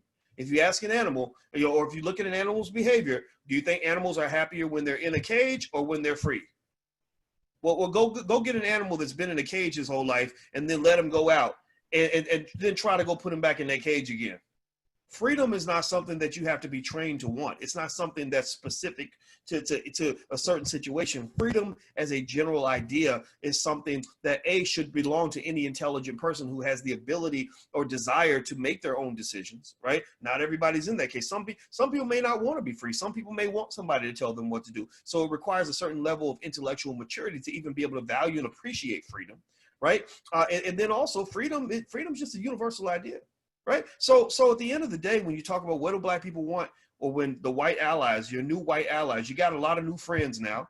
And I don't doubt for a second that some of these people are not sincere. I believe they're really sincere. So you got a lot of new allies. And when they say, well, what do you want, black people? You can say freedom. Well, let's talk about freedom in more specific terms as it relates to the concepts that Malcolm laid out with black nationalism. I believe that black nationalism, and I believe it should be global. I think you have allies in Africa. I did that trip to Ghana. I made it very public because I wanted you all to see my growth and development as I'm learning about all the allies we have in Africa. And I'm embarrassed by how poorly educated I was on all the great countries they have in Africa. I'm going down the list and I'm like, whoa, wait, there's 50 million people in this country? I didn't know that there were that many people. You're talking about over 1.2 billion allies, 1.3 billion over in Africa that you completely ignore? Are you kidding me, black people? Are you serious? Are you serious? I mean, they love you. Not everybody, right? Because people differ, right? But they love you. They genuinely love you. Some of y'all right now are watching from Africa. If you're from a part of Africa or wherever, lay out your country. Tell me what country you're in right now, just so they know how much you love them. There are black people in Africa that love you. There are black people in London that love you. I go to London on a regular basis. Black London loves the shit out of you. But unfortunately, African Americans, because you've been kept in a cage and because you've been lied to for so long, you don't know how many black people there are around the world who love you. So I think that black nationalism, or whatever you want to call it, I think that's a philosophy that can work for us in the sense that it's pursuing that key idea of freedom, where we all choose to be one by using a B1 philosophy. We're black first, which allows us to unify around the thing we agree on, which is freedom, right? And having the unity to do that, right? And then also understanding that freedom comes down to, again, another black nationalist concept, which is control and power. So what do I mean by that? Well, in the Black Business School, when I thought about what I wanted the Black Business School to do, I spent a lot of time thinking about what freedom meant. What does freedom really mean for black people? When you talk about fighting against systematic racism, what does that mean? It could mean dismantling the existing system. It can mean changing the system from the inside. It can mean assimilating into the system, or it can mean deviating and leaving the system and forming alternative systems, right? So you got all those options, right? You could dismantle, you could go in, do straight revolution, destroy the system. You could go in and you could try to change the system from the inside. You could go in and you could just say, look, I'm going to assimilate so that the system likes me enough to elevate me to the top. Or you could just walk away like the Mormons did and just say, you know, I'm going to go create my own system, right? So when you're thinking about systematic racism and you're talking about this quest for freedom, as we as black people are trying to figure out what it means to have freedom and control over our outcomes, one of the things I realize is that a skill that I believe that would benefit us as Black people tremendously is making sure our children understand what it takes to build a system. What does it mean to develop the code of conduct necessary to maintain a system, the processes and procedures? If you look up the word, for example, one example of a system is a corporation. Apple Computer is a big system, a big corporation that makes billions of dollars a year. Well, if you look up the definition of a corporation, it pretty much says that it's a nexus of relationships. It's an agreement amongst a group of people to operate based on a certain set of codes and principles that they all must follow. If you work for Apple, then you have to follow the Apple Rules and Procedures Manual. Or if you work in the store, you got to wear the little Apple logo on your shirt, right? Or at Apple, this is how we approach the customer. At Apple, this is how we make our computers. At Apple, this is how we deal with each other in the workspace, right? So for Black people, when you're talking about developing your quest or following through on your quest for freedom and power and control, and you're talking about deviating from systems or getting away from systems that oppress you, then you have to understand what it means to be on code. You got to figure out what it means to be on code. Being on code has multiple levels. You know, being on code means, first of all, being on code with yourself. You know, you have to figure out what am I, what do I represent? What am I trying to do? Who am I trying to be? And how do I every day make sure that I'm living up to the standards of that person, right? Because if you're not on code with yourself, you can't be on code with the world. I remember when there was a time where I used to have big goals that were way up here, but my work ethic was like here. Right now I've always been a hard worker, so I was doing better than most people, but I wasn't the man that I wanted to be.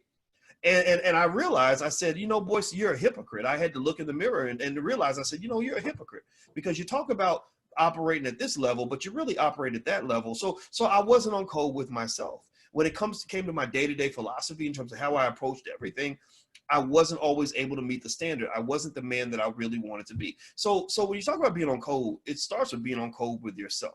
A father must be on code with whatever image he has of what a good father is supposed to be. Right? A mother has to be on code in terms of what mothers are supposed to do. A wife, a husband, you know, whatever, a sibling, a child.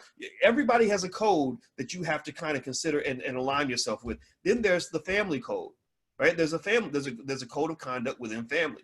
For example, when I was a kid, my father used to say, only a dirtbag would steal from his own family. So that let me know, okay, to be on code with family, I don't steal from family. To be on code with family means I come through for family. To be on code with family means that I'm going to be an asset to those I love and not a liability, right? A lot of Black folks ain't on code. You know, I met a brother not too long ago who was in his 50s and living with his mama. And it wasn't like his mama was living with him. He was living with her.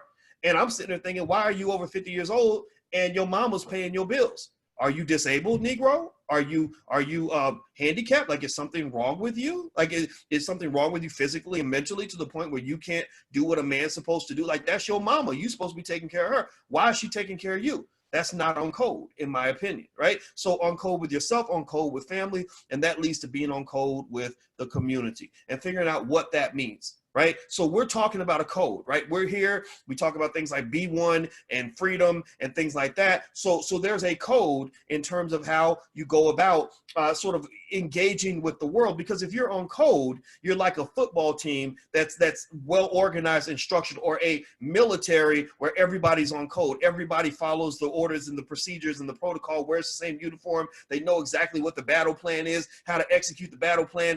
That's a team, that's a group, that's an army that's able to win battles. But imagine an army going to war and everybody's doing their own damn thing. Everybody's running around acting a fool. Some people showing up with different outfits on, so you don't even know who's on your side. You might stab somebody who's actually on your side because you're not wearing the same uniform, right? No, you know, some people go left, some people go right.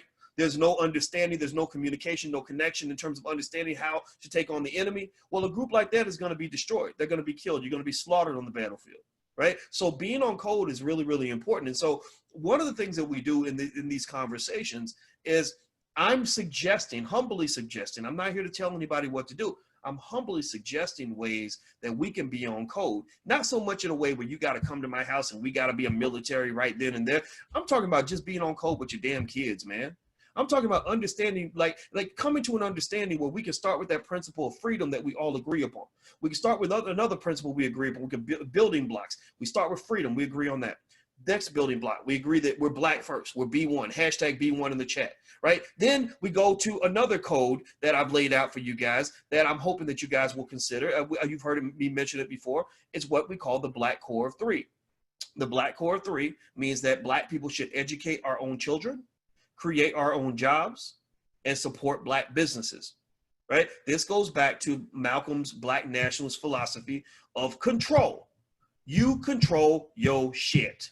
When it comes to what happens in your neighborhood, you control that. When it comes to what happens in your family, you damn sure better control that. When it comes to what happens in your life, you control that, right? He talks extensively about controlling the politics of your community. You know, and not spending so much time trying to make friends that you forget about the importance of protecting what you have. I think about, a little kid, that's in middle school, and he's trying to make friends, and he's worried that other kids won't like him. So he goes around and he's giving his lunch money away to other kids, or his mama makes him a good sandwich, and he wants somebody to be his friend, so he gives him his sandwich, and then he goes hungry. That's kind of what Black people do. We give away power and control. We give away resources. We give away so much of who we are just so we can make friends, just so we can get caught up in the symbolism. Right. And right now you're getting an overdose of symbolism from the rest of the world that is trying to get on board with some idea of what it means for Black lives to matter. And this is where, in my opinion, in 2020, we're going to jump back and forth between 1964 and 2020. In 2020, this is where you show them that you have self-esteem. This is where you show them that you're going to drive a hard bargain. This is where you say to them, look, I know you want to be my friend and I really appreciate it, but we need to talk about that $14.7 trillion in reparations. And we need to have a serious conversation about that. How are you going to vote when they bring up the reparations package? Are you going to support that? Because if you don't support that, then you can't be my friend. I'm holding my friendship for ransom until you pay up. If you don't pay up, then everything else that you've given me is a bunch of bullshit. Like I really appreciate the fact that you spray painted Black Lives Matter on the biggest street in town. God bless you for that. That's really not, that's going to be a lot for you to clean up, because I already knew Black Lives Matter. I didn't really need you to tell me that. I didn't need you to validate that, because I kind of already knew that. But the fact that you did it, I think that's really cool. But you're going to enjoy that more than me, because painting Black Lives Matter on that street allows you to feel less guilty for the horrible shit that you've done to us over the last 400 years. It also allows you to somehow feel that I'm stupid enough that I'm going to let you get away with a $14.7 trillion debt. You owe us $14.7 trillion. You think I'm going to forget about that because you painted Black Lives Matter on the street. I appreciate you painting Black Lives Matter on the street, but that issue has nothing to do with the other. The other is that you owe us some money and you better pay up. And if you don't pay up, we're going to have a problem. I won't be your friend, right? So I think that this is an opportunity for you to let them know what you want and what the Black agenda looks like to you. So going back, let's keep going, but we're going to keep leaning on this word freedom. And I love the fact that Malcolm kept saying that word. And so freedom, what else does that mean? Well, it also means this. I read somewhere that corporations have given, I don't know how many hundreds of millions, or maybe it's billions of dollars to Black initiatives, right? Because of the George Floyd situation, many corporations have all made these announcements, and you've seen them. Bank of America is going to give X billions of dollars or $1 billion fund or whatever for Black people. I guess they're going to call it the Black People Fund. I don't know what that means. PayPal is going to, allocate, I forgot how many hundreds of millions of dollars. All these major corporations are going to, lay all this money out because they're all suddenly feeling guilty because they all watched George Floyd die. I think that's fine, but I think you want to sort of understand what that means. And what that really means to me is that you need to know the details of what that means, right? So I'll give an example. If you tell me, look, we're going to put an extra $300 million into public schools in black neighborhoods, that doesn't mean a whole lot to me, because I don't believe that white people should be educating black children anyway. Right? No disrespect to those who believe in the public schools or believe that that white lady from the suburbs can do a better job than a loving black teacher can. I feel sorry for you if you feel that way. But I don't agree with that. So to me, if you're going to give $300 million and you truly want to support the black community and what we're trying to do, then what you do is you find some black people that are doing work with black people, and you give them the money with no strings attached. You give them the 300 million or whatever, and you say, here, Freedom Home Academy International, you're already educating black children at a very high level. We just want to give you the resources to accelerate that progress. So we're not going to tell you what to do with that money. We're going to give you complete freedom, complete control over how those resources are used. That's how you allocate the resources. But when people say, I'm going to give you $10 million because I'm going to create a $10 million program for you, that's a bunch of BS. That's somebody pretending to give you something, but at the end of the day, they're maintaining control over how those resources are used. There's a documentary on YouTube you should watch. I've mentioned it before. I'll mention it again. It's called Poverty Inc. Poverty Inc. is an example of what you don't want them to do to you as a community. Poverty Inc. explains how white people that are your allies who claim to be wanting to do good for black people are destroying African countries by creating these foundations, and they're using the images of starving black children around the world to go get white people to feel guilty and give them billions of dollars every year. And instead of doing what they should do, which is to go in those communities and allow those people to have those resources to invest and build industry so they can become independent and strong, they don't do that. They'll take that money, go give that money to one of their white friends and say, we're going to pay you $100 million to create a program where you're going to go and give shoes away in Ethiopia, right? So the money isn't going to the black people because they don't respect you enough. They don't think that you're mature enough to know what to do with the resources. So instead, a white person will give that money to another white person to go build a product that they're going to go hand out to black people. And then what happens in the country is two things. One, the people become addicted to the handouts. People become addicted to getting free stuff. They become addicted to believing the only way to get a resource is to go put your hand out and beg a white man to take care of you. And then two, the strong black people in that community, meaning the alpha males or the intelligent black women who actually want to build businesses, can't build shit because everybody's getting free stuff from Europe. Right? They can't sell a product because everybody's like, well, if we're a charity case. We're a pathetic little country. If you really want to help the people, you should give stuff away for free like the white man does. Well, you can't build a business on free. You go through that in your own community. How many of you have seen a black business get started and have black people come up and say, well, if you're selling your books, but if you really care about black people, you give it away for free, right? Who taught you that your education, your training, or whatever it is that you want is supposed to be free? Who taught you that it's not an investment that you should be making just like you make every other investment? Who taught you that you can't be like the Indians and the Asians and the other communities who will invest their asses off to get their children a good education? The Nigerians don't have that problem. When you have those little testing centers, those testing centers that put your kid ahead of the curve. I have a friend that works in one of those little special testing centers where they'll help your child get ready for the ACT and the SAT, and the kids come out and they get perfect scores and they go to Harvard. He said, I don't understand. He said, Asian parents will break down the damn door and spend their last dollar to send their child to the program. He said, the Nigerian families will damn near want to come and tackle your ass to get their kid in the program. He said, the Indian parents clamor. They're waiting on the waiting list to get in. He said, the African-American parents are like, well, it should be free. I can't afford to give my child an education, but your child is wearing a damn pair of $200 Jordans. Seriously, you went to the Beyonce concerts and you went to see the Black Panther and gave Disney $1.7 billion, but you can't afford to educate your own child? Really? Well, part of that's not your fault. Part of that is because you have been hoodwinked, bamboozled, run amok, led astray, played in the same way they play the African countries with Poverty Inc. So the strongest people in Africa are the ones who are saying to those white do-gooder organizations, they're saying, get the fuck out. They're like, get out of here. No, we don't want your charity because we are not a charity case. We are the original man. We are Africa. We are strong. We're stronger than you. And that's why you fear us. And that's why you keep us disabled. But we're only going to get strong if you get out of here with that nonsense where you're treating us like we're disabled. Black people are not disabled. Black people are not handicapped. In order for you to even identify even one iota with anything that Malcolm X just said, in order for you to identify with anything that that great black man just said about black nationalism and doing for self, you must have a commitment to self-empowerment. You must have a commitment to strength.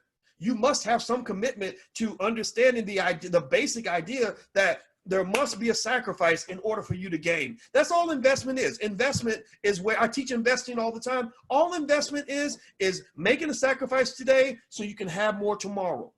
The more you sacrifice, the more you gain. You knew that since you were a kid. You knew that when you played a sport, that the harder you practice, the more games you were going to win. And if you weren't winning enough games, you needed to go back and practice harder. Well, part of the reason that we don't have a harvest is because we're not trained to plant the seed. We're not trained early to make tremendous sacrifices to have tremendous gains down the line. Everything's about instant gratification, because somebody convinced a big segment of our community that being black is the same as being disabled, that you are no different from the retarded kid in the back of the room, that hardworking, big, strong black men, intelligent black men should sit around and whine and cry about how hard it is to be black and hope that some white person feels sorry for them enough to give them some charity. That is about as pathetic as you can get, and you can't build a community off of that. You can't build a community off of weak, pathetic, little wimpy ass black men. You just can't. It's not possible. So that's why Malcolm uses examples. Now, Malcolm's a certain kind of leader. Malcolm used examples of, like the American Revolution. He talked about Patrick Henry saying, give me liberty or give me death, right? So Malcolm was a guy, Malcolm was not digestible for everybody, right? Malcolm's approach is basically saying, do you want this or do you not want this? He said the price of freedom is death. And I agree with that. But the lucky thing about being American, in my opinion, the lucky thing that you have about being in this country is that you don't actually have to die in order to obtain your freedom. I don't think death is a requirement for you to move forward and to build the things that you want to build. I think that you're lucky, you're extremely blessed that you live in a place where there's enough wiggle room for you to get together and do certain things. I've never met a white man who ever stopped me from reading a book. I've never run into a white man who ever told me I can't, form an LLC and start a business. I've never met a white man who told me that I can't teach my own children, right? So you're actually kind of lucky in that regard. But at the end of the day, if you don't understand the nature of sacrifice and have the willingness to sacrifice, and the willingness to sacrifice in a patient framework that will allow you to harvest something later on down the line, then you should probably just get the fuck out of this podcast right now. You should probably leave. You need to go because I don't know where you're going to fit in any of this. You can't because you can't win if you're not ready to fight for something. So let me point out a couple of things Malcolm mentioned in the Ballad of the Bullet speech that I want you to kind of walk away with as well. Remember, the key words today are freedom, being black first, owning and controlling. So one key point, this is something I think Malcolm would agree with. Actually, he talked about this very early in the speech, and I believe that this is something you can take to your children, and this is something that will change their lives. We need one thing in our community for sure. We need a generation of black people that are obsessively committed to the ownership and control of resources. We need a generation in our community that is as obsessed with the ownership of land as we are with knowing how to dribble a basketball and throw a football. We need a generation of black people that are as obsessed with owning stock as we are with knowing how to memorize Cardi B lyrics. We need a generation of black people who are as obsessed with starting businesses as we are with learning the latest dance that our favorite rapper is doing. We need that because that is how you own and control things. That is how you prevent the George Floyd type tragedies. Because I'm gonna tell you like this, George Floyd, that situation doesn't happen if a cop is in a community where you've got a bunch of homeowners who have lawyers on deck, who stick with each other, who are on code, right? George Floyd was pretty much killed mainly because he was alone by himself. You can hunt when someone's isolated and by themselves. That's why they keep you isolated, right? But if George Floyd was with, let's say he was a member of Kappa Alpha Psi, and he was with a bunch of other Kappa men, strong Kappa men who own businesses and own houses and property in the community, I don't think that cop could have got away with sitting on his neck for 7 minutes and murdering him in cold blood in front of everybody else. So one of the things we must understand is that there are ways to protect yourself that are available, and we have to be honest about sort of considering what those solutions are, as opposed to thinking that the only way we can be safe is if white people decide to not harm us. You're not a victim. So one thing he mentioned in the beginning that I really liked was he talked about, and it's fascinating that these same problems existed in 1965 that exist in the year 2020. He talked about the history of black pastors leading black people into political issues. You have some pastors who are, I think are righteous in their quest for leadership of the community, and then you got some pastors that are just bootleg liars and white supremacists that are leveraging their influence in the black community as a personal pathway for personal wealth and power, right? Also, I like the fact that he mentioned that his religion was his personal business. That goes back to what Dr. Anderson talks about. He says it all the time, that all these other issues are what they call horizontal issues. These horizontal issues have to be put to the side because your blackness must be first. Why? Well, because they're not gonna, if the police kill you, they're killing you because you're black. They're not gonna kill you because you're a Christian. They're not gonna kill you because you're gay or straight or because you're male or female most of the time. It depends, maybe not. But at the end of the day, what matters most is the fact that you're black. It's your blackness that creates a lot of unique experiences that we can rally around in terms of what it means to come together and build the community that we want, right? So if you think about this, this also goes back to the Jewish community. Believe it or not, the Jewish community is not always in lockstep. They've had a lot of division all throughout the years. You have the high-class Jews, low-class Jews. You got the Eastern European Jews and maybe the Jews from other parts of Europe. You had the liberal Jews. You have the conservative Jews. You got all kinds of people in the Jewish community. But one thing that they learned during World War II is that Hitler wanted to kill all of them. So because Hitler had an agenda to take out all the Jews, then that's when all the Jews said, okay, we got to get past our horizontal issues and focus on the fact that we need to protect our community. So for black people, I think that's important for us to understand that and know what that means. Also, he mentioned political maturity, controlling the politics of your community, not letting your vote go for granted. Malcolm said something, I've said some pretty strong things. I think that what he said was stronger than anything I've ever said, where he basically said that if you keep a political party in power, and they control, at that time, the Democrats control 2/3 of the government. He said, if you put your weight behind a political party that controls 2/3 of the government, and they can't even keep their promise to you, you are not only a chump, but you are a traitor to your race. I have never said you're a traitor to your race, but I will say that you could be called a little bit of a chump. And at the very least, I don't care who you vote for. I don't care if you vote at all. You can do what you want. I told you, I believe in freedom. Freedom means you do what works best for you and your family. But at the end of the day, if you give somebody your vote, then they should be giving you something back. Why in the hell would you go into a store and give them all your money and they don't even give you the damn merchandise? Would you go to work every day for a boss that said, here, I want you to come to work 80 hours a week, but I'm not going to send you a paycheck? Would you do that? Give me a yes or no. No, you wouldn't do that. You would do that. And then I'll hear people, they'll say things like, they'll say, well, Doc, I'll say, look, the Democrats, I don't think the Democrats have really done anything for black people that I can think of. And they'll say, well, Doc, what are the Republicans doing?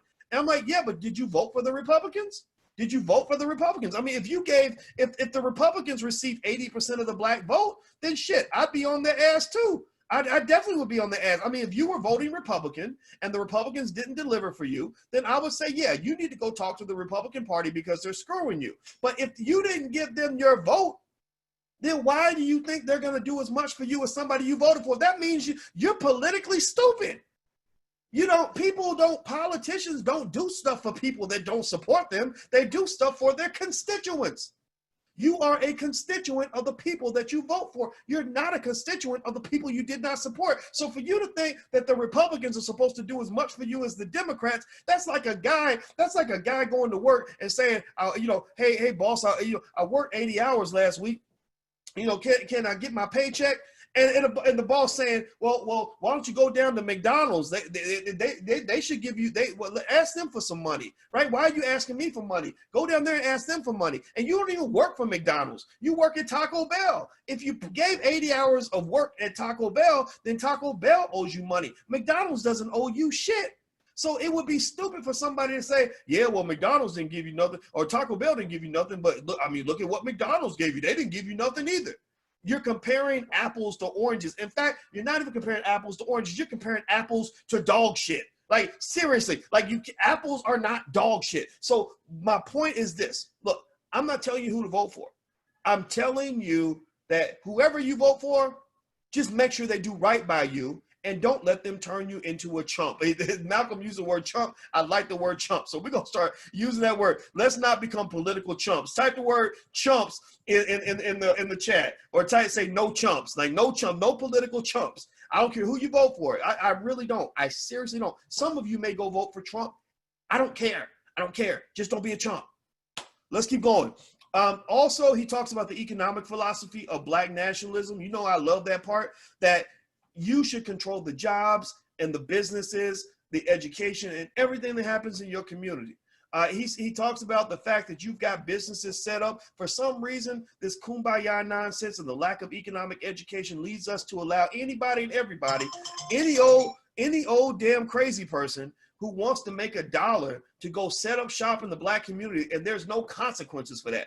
How in the hell are you letting anybody and everybody from every other community come in your community and just get buckets of money and then going home with that money and putting nothing back into the community? Do you know that makes them laugh at you? They're like, my God, what is wrong with these people? What is up with their self-esteem?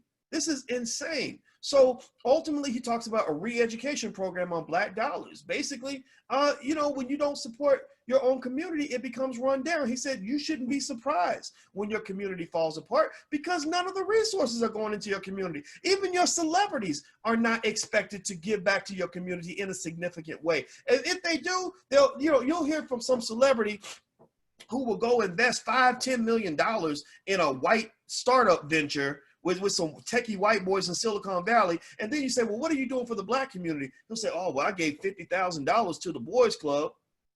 Well, $50,000 ain't the same as that $10 million. You gave $10 million to the white boys club, but you're going to give $50,000 to your own community?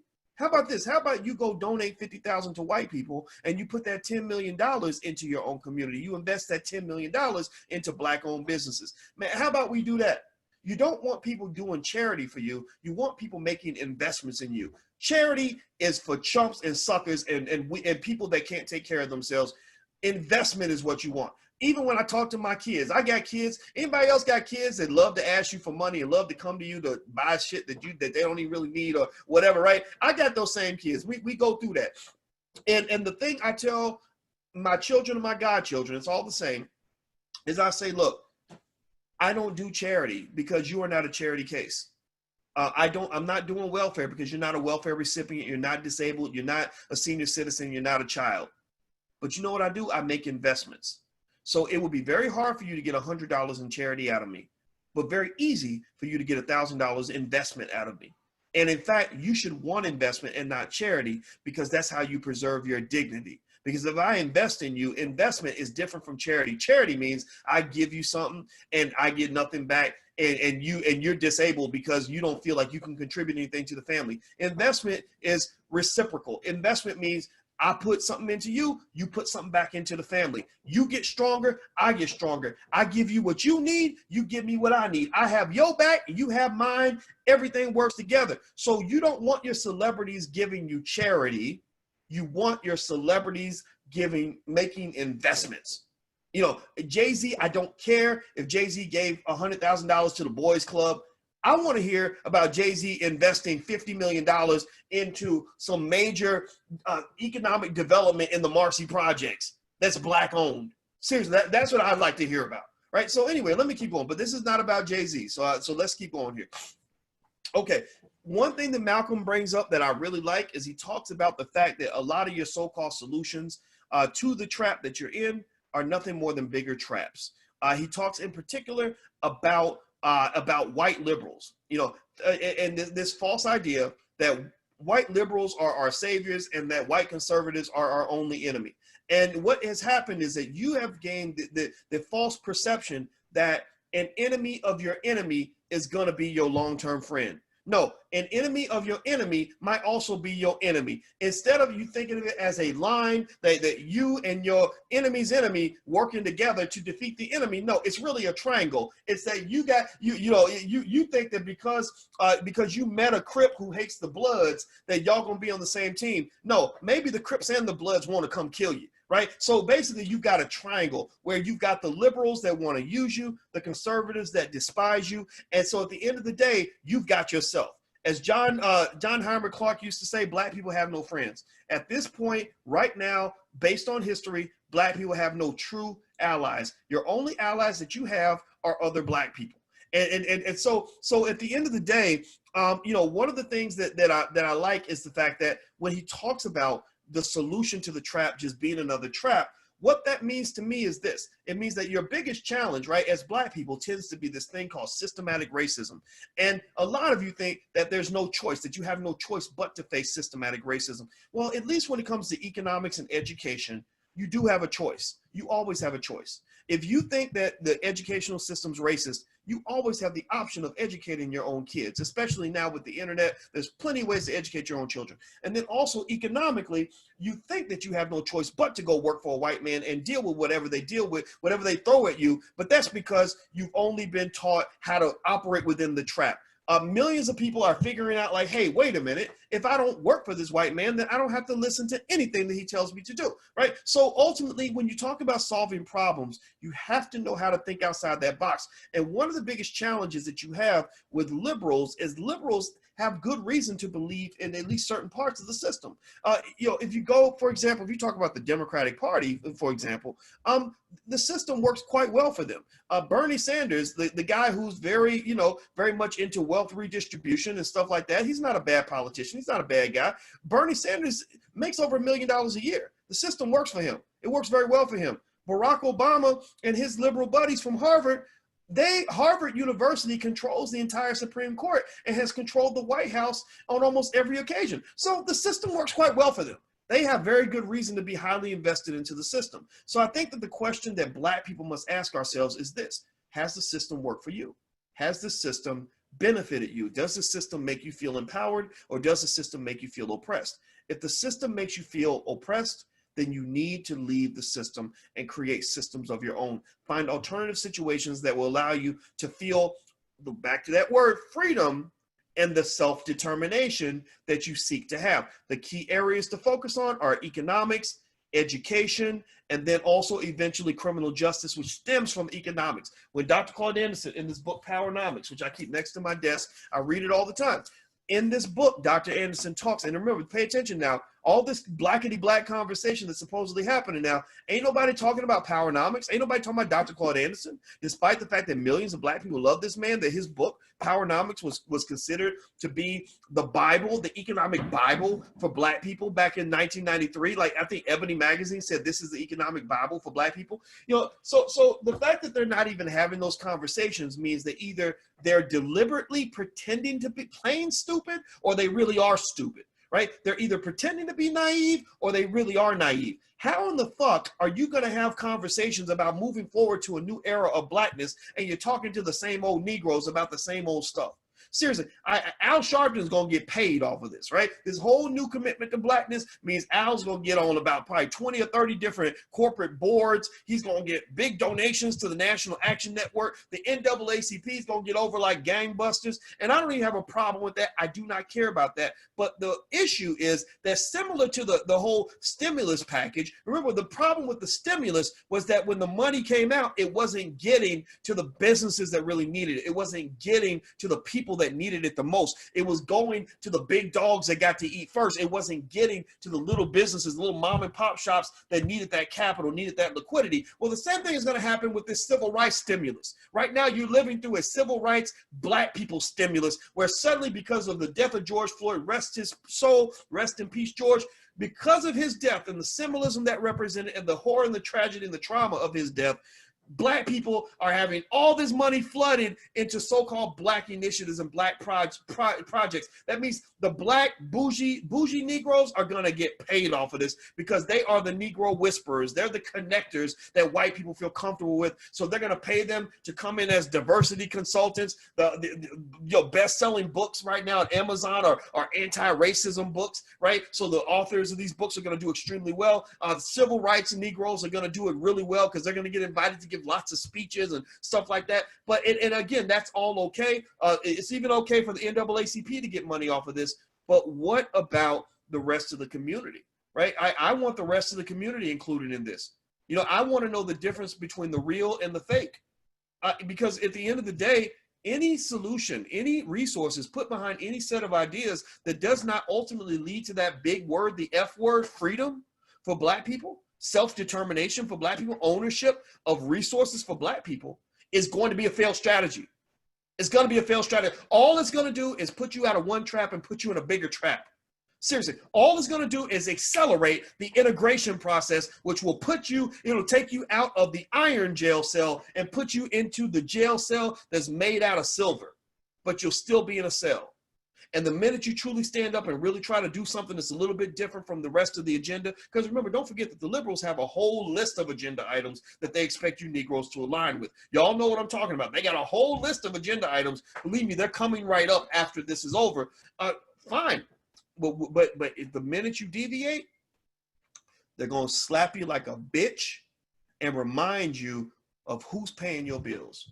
Because I understand money, and I understand power, and I understand how money is linked to power. And I don't give a shit how friendly somebody pretends to be. I don't care how much somebody tells you that they just really want to help and that's it. Or I don't care how much somebody tells you, well, we respect your views. We really like the diversity, and we just think it's great that you're here.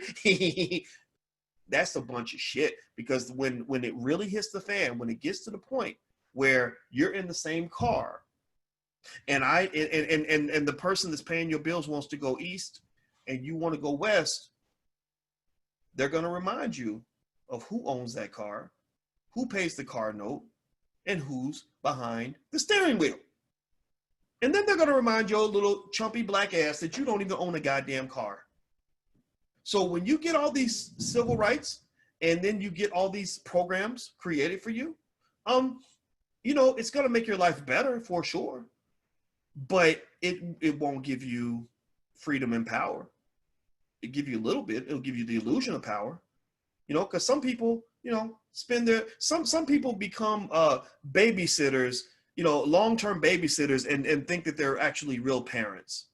Right? Some people babysit a child so much that you really think you're the mama. You ever seen that where a lady she babysits a child, she's a nanny, she grows to love the children so much, she starts to feel like she's really their, like a mother replacement. And then the real mother comes along and reminds you of actually who's in charge, right?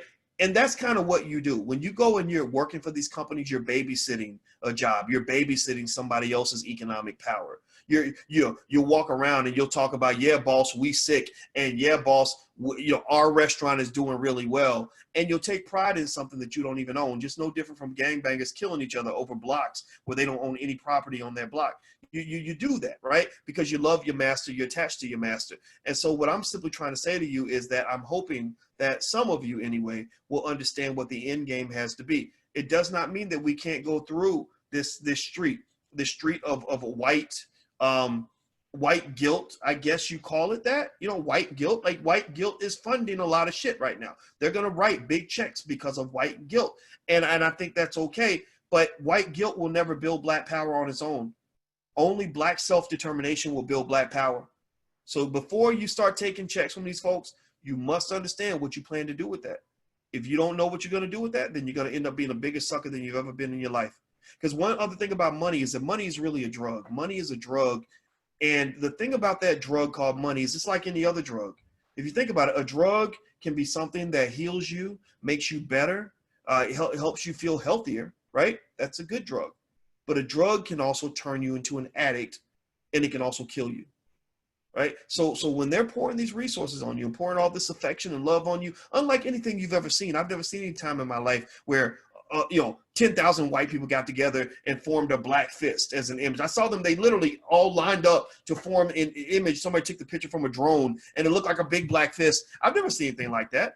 Maybe that means something. Maybe they're really trying. Like, I really am not a black person who believes all white people are bad. I'm just not like, I don't believe all white people are bad. I don't believe all cops are bad. I just don't. I'm sorry.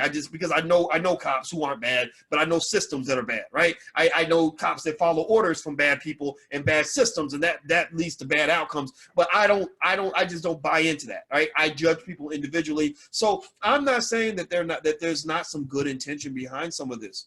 In fact, I'm not even really talking so much about them. I'm really talking about you, and talking about you sort of keeping your eye on the ball and knowing what your objective is at the end of the day. So one of the other things Malcolm talked about, I'm gonna hit a couple more topics and then we'll bounce out, is he talks about liberty or death, meaning that, he talks about the American Revolution and how they had to use violence to achieve their goal. I don't think we have to be violent. I don't think we have to necessarily pull out guns and shoot people, although I believe black people should be gun owners. I think that's a great thing, but I don't think you have to have a bloody revolution. But what I do think you have to have is a messy revolution. And a messy revolution means that you're going to have some hard conversations and piss some people off in order to get them to respect you. You cannot spend so much time trying to get somebody to like you that you don't let them know, look, my friendship, I'm holding it for ransom. And if you don't come correct, then I'm not going to come correct with you. Also, he talked about the good cop, bad cop con game amongst the Democratic Party. And basically what he talked about is that a lot of the so-called good Democrats can't do right by black people because they had the Dixiecrats and the racist Democrats who were holding them back, right? So typically back then, as it is now, you had white folks that would use other white folks as an excuse for why they could not do anything for black folks. Malcolm asked that open question in 1965, how can you be his friend and my friend at the same time, right? Well, that's a question that could be asked today. If you recall, Joe Biden and Bill Clinton, when they passed that crime bill, when they sent hundreds of thousands of black people to prison in a very short period of time and destroyed hundreds of thousands of black families, they were basically the so-called good white guys, if that's what you want to call them, who were appeasing the racists by passing laws that were draconian and really Hitler level in terms of the amount of black extermination that was done under those crime bills, which, by the way, have not been repealed. If Joe Biden wants to have any conversation with me, he better start by saying he's going to work to repeal that crime bill. If you ain't trying to repeal that crime bill and let those people out, then I don't even want to talk to you. I have nothing to say to you, right? So at the end of the day, he talks about this good cop, bad cop kind of thing where your so-called friends don't do anything for you, and then they blame it on something else. And that's actually a negotiating strategy, believe it or not. Black people are in a big, epic negotiation with the world over what to do with our votes, what to do with our money. And let me just tell you a little bit of a negotiating strategy that they use against you. There's a strategy where you kind of play good cop, bad cop with somebody. So let's say you go to buy a car, right? And let's say that, the guy says, well, you can have this car for $10,000. That's my final offer. And then let's say that you don't want to be the bad guy and you want to pressure the person into making a move. So what you do is you might say, yeah, I think 10,000 is a great offer. Gosh, I'd like to buy that car for 10,000. But my wife refuses to pay anything more. I called her just now and she's telling me that if we don't get it for 9,200, I'm gonna have to walk away. I hate to do this to you, bud, but that's what my wife is gonna do, right? So this man may have not even talked to his wife. And car dealers do that to you in the other way around. You ever see where the car dealer will go back and say, let me go talk to the manager, and he ain't talking to nobody. He's pretending that the manager won't let him give you a better deal, right? They play those games with you, right? So basically, white folks play this game with you on a political level, on a very big scale. They will come, your so-called friends will come and try to get your vote. And then when you say, well, actually, for you to get my vote, you're going to have to do this and this and this, they'll come back and say, well, yeah, I'd like to do it, but there's nothing I can do because there are these other people. I'd love to do it for you, but I really would. But, Black Lives Matter, right? But these other people, they won't let, Congress won't let me do anything, right? That was the whole excuse during the whole Obama presidency. Think about that. Remember when people would say that Obama should fight for this and fight for that? And every time, people that were apologists for that presidency and the things that did not get done would always say, yeah, he wants to do it, but that Congress won't let him do nothing. Those racist Republicans won't let him do nothing. And what y'all don't understand, because I actually had a chance to negotiate with that administration, is there was a lot of shit they did not want to do for Black people. Why would you pay extra for an item that you've already gotten at a discount? Seriously, why would you, if Black folks come cheap, if they know that Black people can be bought for $1.50, why would they pay $10 for a $1.50 product, right? So basically, by laying ourselves out as political hoes, meaning that we were giving ourselves away cheap, they were like, we don't have to do anything for Black people, and people will worship this man like he's Jesus himself. Like, that's literally what their mindset was. When Russell Simmons and I got 150 celebrities and politicians to sign a letter asking the Obama administration to simply change their policy on mass incarceration. And we got a lot of people. The letter's out there. One day I'll email it to you guys so you can check it out. But we sent this letter to the Obama administration, and I wrote the letter out. And the first version I wrote, Russell said, no, boys, you're being kind of hard on the president. Let's, tone it down a little bit, try it again. So I went back and I said, okay, I'm going to try to be extra nice. I'm going to channel friendly voice because I really want to get this done. So I channeled friendly voice and I wrote this letter, and I wrote it in a really supportive way, like, hey, we think you're great, blah, blah, blah. A bunch of shit I didn't believe, to be honest with you. But I did it because I want to get these brothers and sisters out of jail. And we wrote this letter. And then we went and got all these people to sign this letter. And I'm talking about a great diverse coalition. You had the Black celebrities. You had Will and Jada signed it, and I forgot, people like Chris Rock and Jamie Foxx signed it. And then you even had white people sign it. Kim Kardashian signed it. What was it? Justin Bieber signed it. White people I don't even talk to. And so we take this letter to the Obama administration, and we're thinking, okay, this is going to be, a downhill kind of thing. Like, we're running with the wind in our back.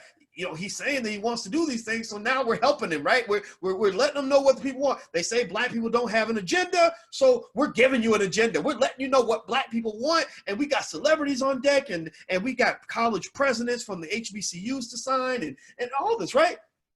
They fought us every single step of the way, and they fought dirty.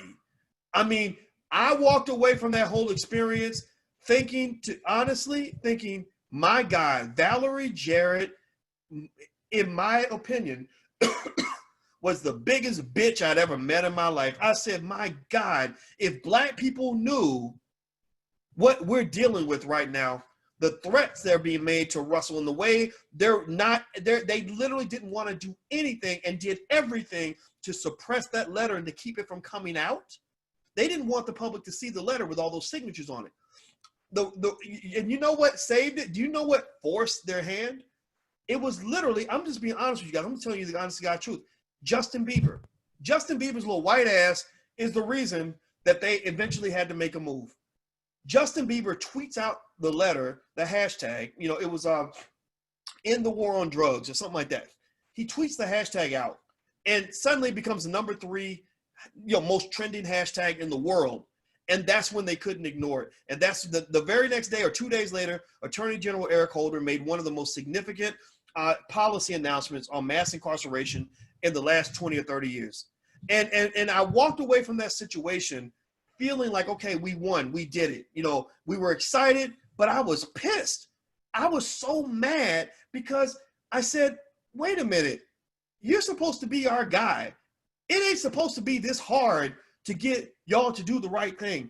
Why was it so hard to get you to simply express love for a people that believes deeply that you love them? It's like going to a father who says he loves his child, and the child loves the father and believes in her daddy, and you go to the daddy and find out the daddy you got to beat his ass to get him to go visit his child one time. And you're like, my God, if this child knew how much you don't love him, the child will be devastated. Like, that's how I felt. You know, and so that rage in terms of these politicians and how they play us, it leaves me furious. It leaves me furious to the point where I think black people deserve better than that. I'm not telling you, again, not to vote for Joe Biden. You can do whatever you want.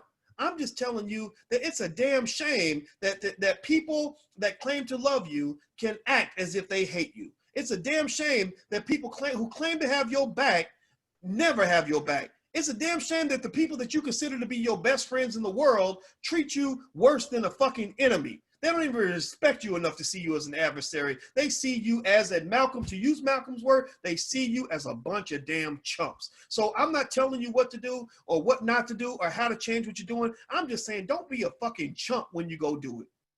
That's it. So I'm done. I'm going to go ahead and stop talking. I took that liberty to add a little bit my own interpretation to what Malcolm said in his speech. Here's what I encourage you to do. Have your children watch the Ballot or the Bullet speech. That should be their primary education.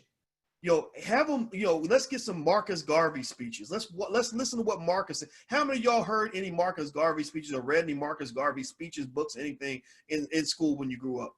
How many of y'all, yes or no, right? A lot of you are probably going to say no. Right. So let's really do this fucking thing. Like, let's really take over this educational process. Let's educate ourselves. So if you're hanging out on this platform, that's one of the things we're going to do. I'm going to start going and pushing myself to go find the stuff that we need to be talking about so that when we sit down with these folks, they claim to want to be our friends, we can at least go in armed with knowledge and history and strategy and know how to make sure that you do right by black people. That's it. So everybody type hashtag B1 in the chat if you want, if you agree with me that black people come first. If you agree that our community should be number one, let's put our hashtag B1 in. Also, if you want to continue the conversation afterward, use the hashtag Black Movie Night on any social media platform, and that way I'll be able to find it. You can even post images or of your family or things that you and your family are doing. I'd love to hear what you guys are doing to educate your family, educate your kids. You have the power of the universe in your hands because that's your house. It's quarantine time. That's your opportunity to really take over this damn thing and to do things in a way that you want to do it. Also, thirdly, I want to say I appreciate the fact that you guys took the time to come hang out with us. We're going to find more great Black-owned films to show you. If you want your film to be featured in a Black Movie Night, you can email producer@flynubianmedia.com. That's producer@flynubianmedia.com. Somebody type that in, producer@flynubianmedia.com. Just send your film. We'll take a look. We're also going to do a trailer competition. Rick Mathis is going to do a trailer competition for whoever has the best trailer. We'll also show those films in Black Movie Night. And then last but not least, some of you asked about this. We're doing in the Black Business School, which, by the way, we're almost at 100,000 students. The Black Business School wants to be the #1 HBCU on earth with the lowest cost but the highest quality.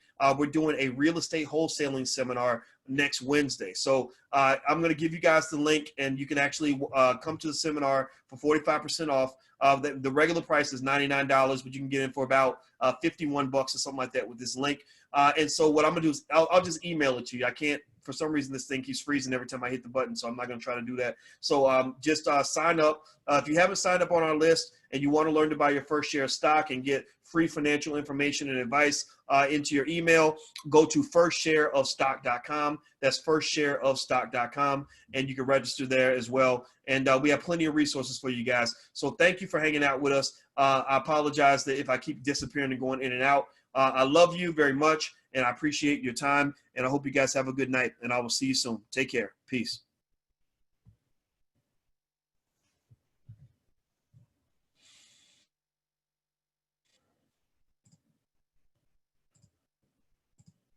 I don't know if you guys can hear me or not, but it looks like, okay, there we go.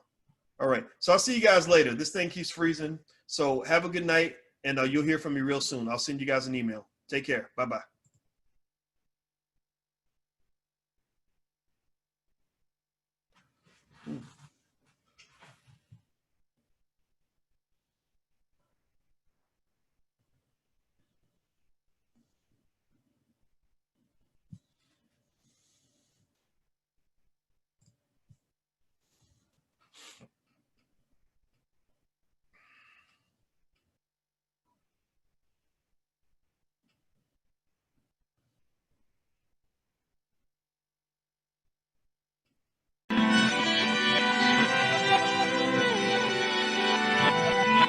Here we are, clan the isms, cataclysm, great.